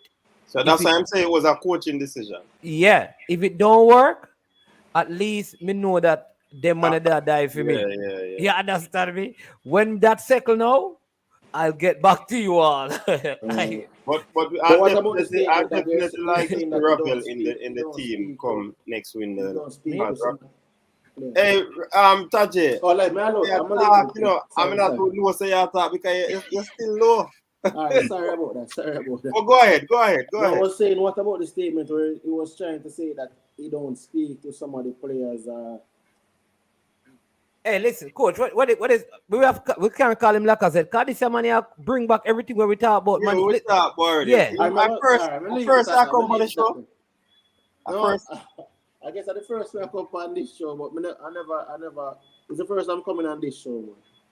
Okay. Yeah. So, all right. You have enough tape for what? You have enough tape for what? Yeah, man, enough tape. All right. Hold on, coach. Me have to ask. You subscribe to the channel? Yeah, man. Subscribe to your channel, coach channel. Oh, me just want to. Man's man channel. Who? Man's man channel. Oh, man. Hey, legends kind of man. Hey, you know, coach, you know, so we're gonna start with that. We're gonna start asking man to subscribe to the channel. Can you just subscribe about it? Better check Frankie, Richard. I subscribe to the channel. I don't ever subscribe to my channel now. I subscribe to this channel though. I am sure I've subscribed. I am sure. Yes, it says subscribe on my iPad right here. So all right. One last play we're looking at. Mikel Antonio. You saved the best till last. So here's the question. Who do you start if Antonio shows up at center forward? Boz or Antonio? Or Andre Gray. Or Kemal Roof. I think Boza can start on the outside like an inside striker. Because I don't think Boza is a inside center forward. Inside way. No, I'm saying I don't think Boza is a center forward. No? Hey? I mean, I agree with that, everyone. I'm saying that Antonio look like the striker who can play with his back to the goal, while I think Boza can play off Antonio. If you understand what I'm saying. So you're suggesting a 4-4-2 formation then?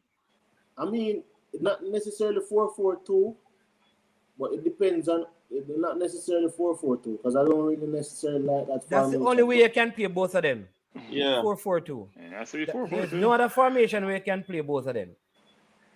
So and it's going to be like what Arsenal does and come something with slanted. You play him inside. But he doesn't have that mobility to play that way. But he played Laka and Abba, right? But then he played Smith Rowe, not as a true left winger, you know. But look how deep Lacazette was coming back though, and then Lacazette, It's and I don't think Boz or Mikel Antonio can do that. the uniformation. I don't know how you would play that though if you don't play 4-4-2. And the truth is, I think because it is 2 games, and this is my reasoning, right? The physio is going to come. He has to. All right, I would find out because there may be time restrictions with Antonio. So I would probably say, okay, if we're going to use them, use one in one game and one in the other game, because I don't think West Ham. This is my opinion. Don't know if it is. I feel like West Ham will not want him to play 90 minutes, or you understand me? There's going to be some time restriction given how fragile he is. So maybe if I were the coach, I'd say, all right, Mikel, let me get your legs into the El Salvador game and bring on Shamar later in the game and see how he performs. And if he's not, then you can say, okay, let me start Shamar in this one and bring in Mikel. That's probably one way with Kemar Roof playing off them. That's probably a way they can do it. I think. How about that 3-5-2? Shaquille Smith suggesting. No, Gunatown suggesting that. 3-5-2. Now it's going to be 3-2, 3-1 or something. 3-5. You keep talking about 3-5-2. It's not now going to be 3-5-2. Yeah, that's I mean, the way we're set up, can accommodate both of them, you know. Yeah, but the problem with that, coach, our 3-5-2 going to cause our 2 wing backs to be going right back because we are very fragile. Who would be the 3 in the back? That is the next problem. End up playing a 5-3-2. Yeah, it's going to be a 5-3-2. Liam Moore, Mariappa, and something low.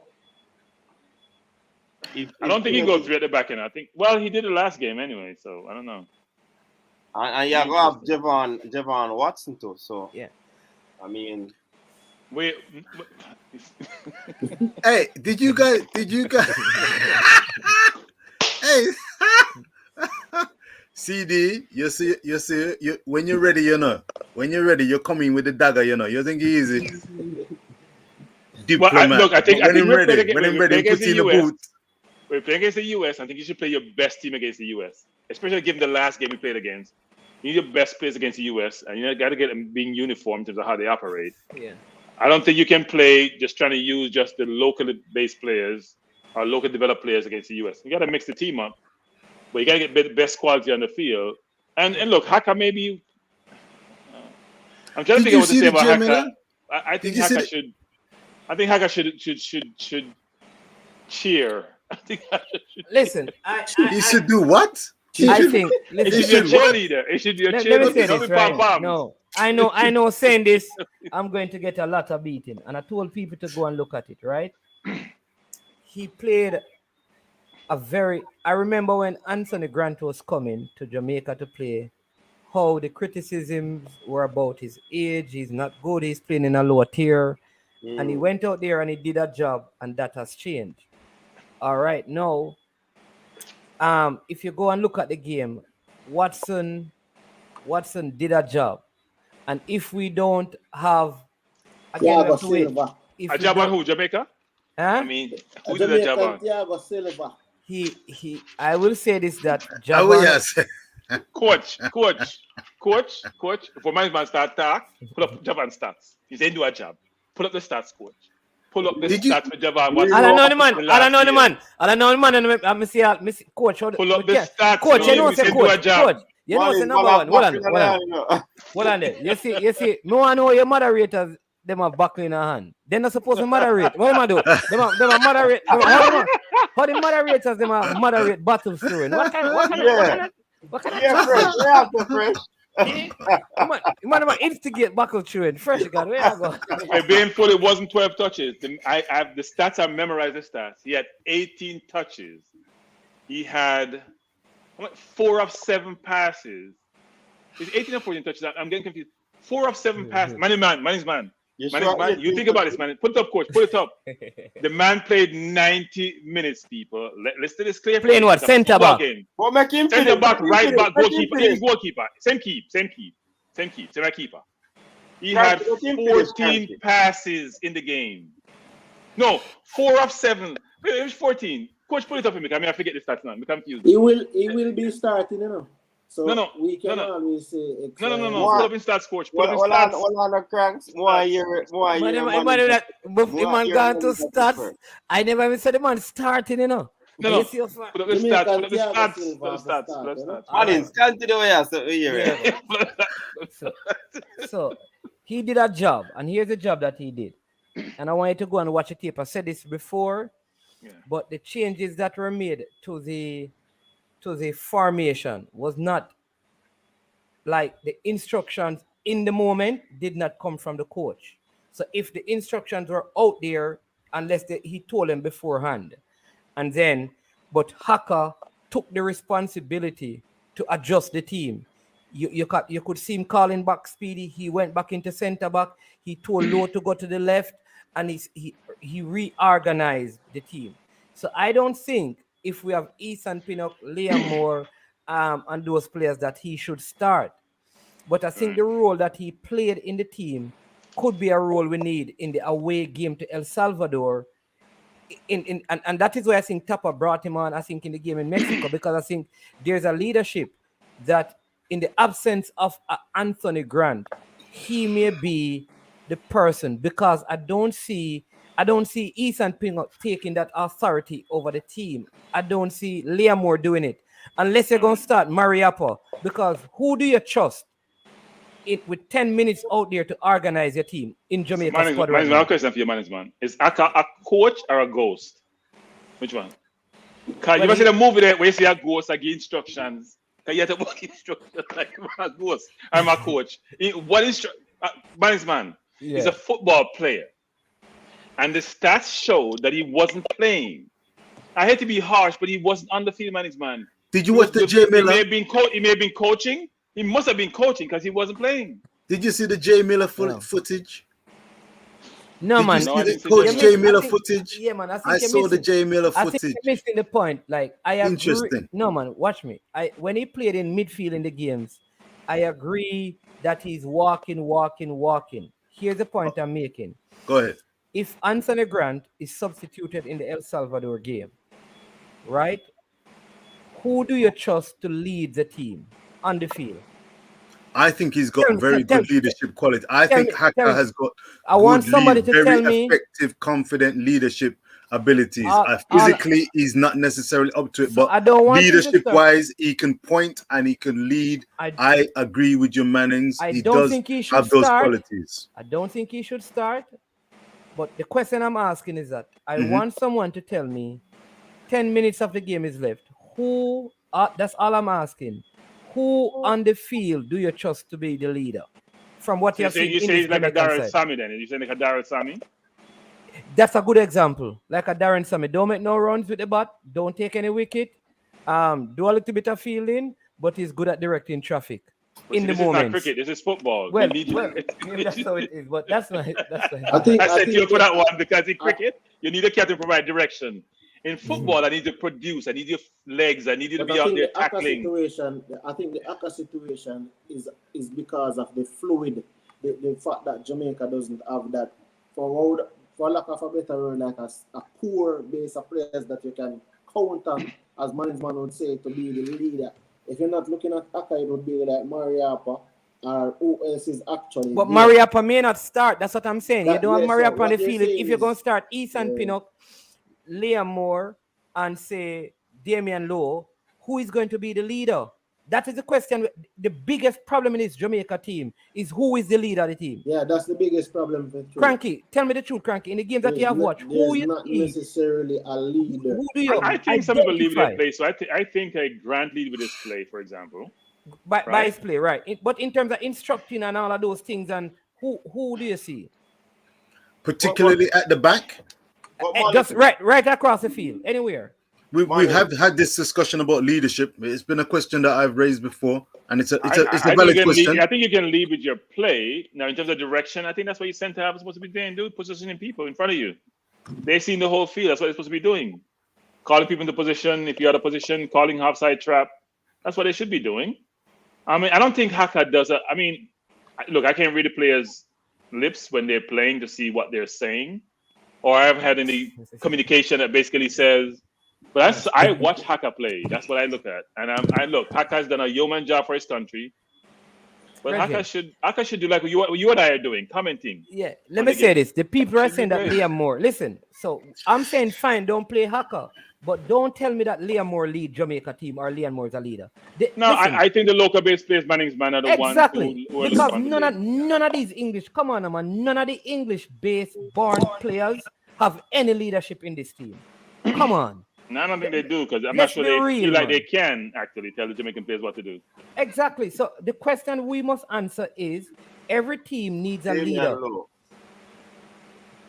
No, because he's not respected by a group of players. You listen to all the English-born, local-born players.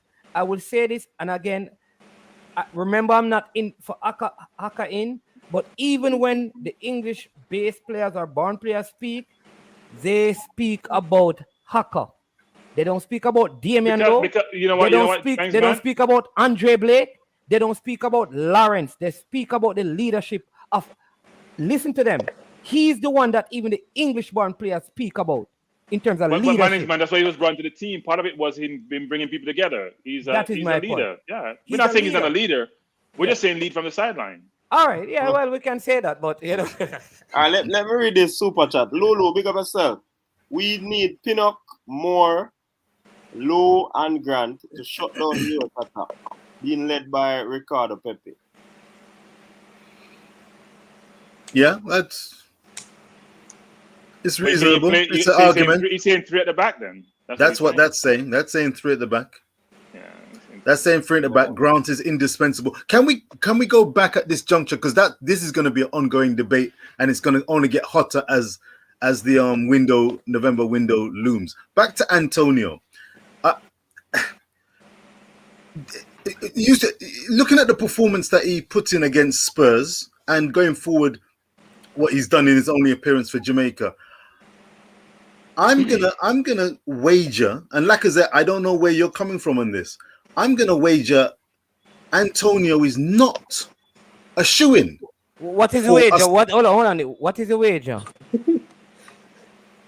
It's just a term. He's just spending the money. Your Big Bucks TV. Your Big Bucks TV. Your Big Bucks TV. Somebody wants to know who is Aka. Aka is Javon Watson. Oh, yes, good for the clarification. That's right. I used to wonder. Yes, Haka is, yes. I thought Laka was Javon Watson. That's right. But Antonio, even I've heard David Moyes talking about Antonio recently after this game with the 1-0 victory over Spurs. And the way he talks about Antonio, it's as though he I get if he doesn't go overboard like we would talk about Salah. He doesn't overblow the abilities of Antonio. It's almost as though he thinks that he's doing really well. He's taken advantage of his opportunity to lead from the front. But because of the nature of the West Ham team who know him, because he's willing to try lots of things and he's having a good time, wish him well. He's not going to swear blind that Antonio is going to keep on scoring. He's not going to be the kind of striker that's going to bag a hat-trick or a brace. But what he's doing, he does with his whole heart, and it's lovely. I think that the likes of Boza, a.k.a. Shaman Nicholson, the likes of Kemar Roof, who I believe is still underrated, especially as a forward player. And he was on the score sheet today as well. Who Roof? Yeah. Coach, there you go. Something very important to share. Underestimated. I don't think Antonio is going to be a shoo-in to start. I don't think he's a shoo-in to start because I think the coach liked Boza. But if I was to have a choice between Boza and Antonio, it's not a comparison. But let me say this. One thing I know is that the coach rates Roof highly. Number one. That's what I know. All right. Number two. Yeah, rates him highly. So I think he probably going to Roof. To me, Roof seemed like a sure pick in the team. I would concur. There's not. There'll be no doubt. Well, I don't know about Junior. that. What? No. With all due respect, no. Not in this particular debate. Go ahead, man. No. We're not going to get them. Leave Junior Fleming alone. But let's move on, right? But you know what I want to say to to the footballers, because I know every now and then some of them will listen, right? And Mr. Butler, he had said, about who is the guy in the number 7 in reference to Kemar Roof. And what I found amazing is that there was no. I've yet to see a response from Kemar Roof in any way, shape, or form. And some of the criticism coming out of that game from footballing interest in Jamaica against Kemar Roof were harsh. And I don't see him taking it like personally.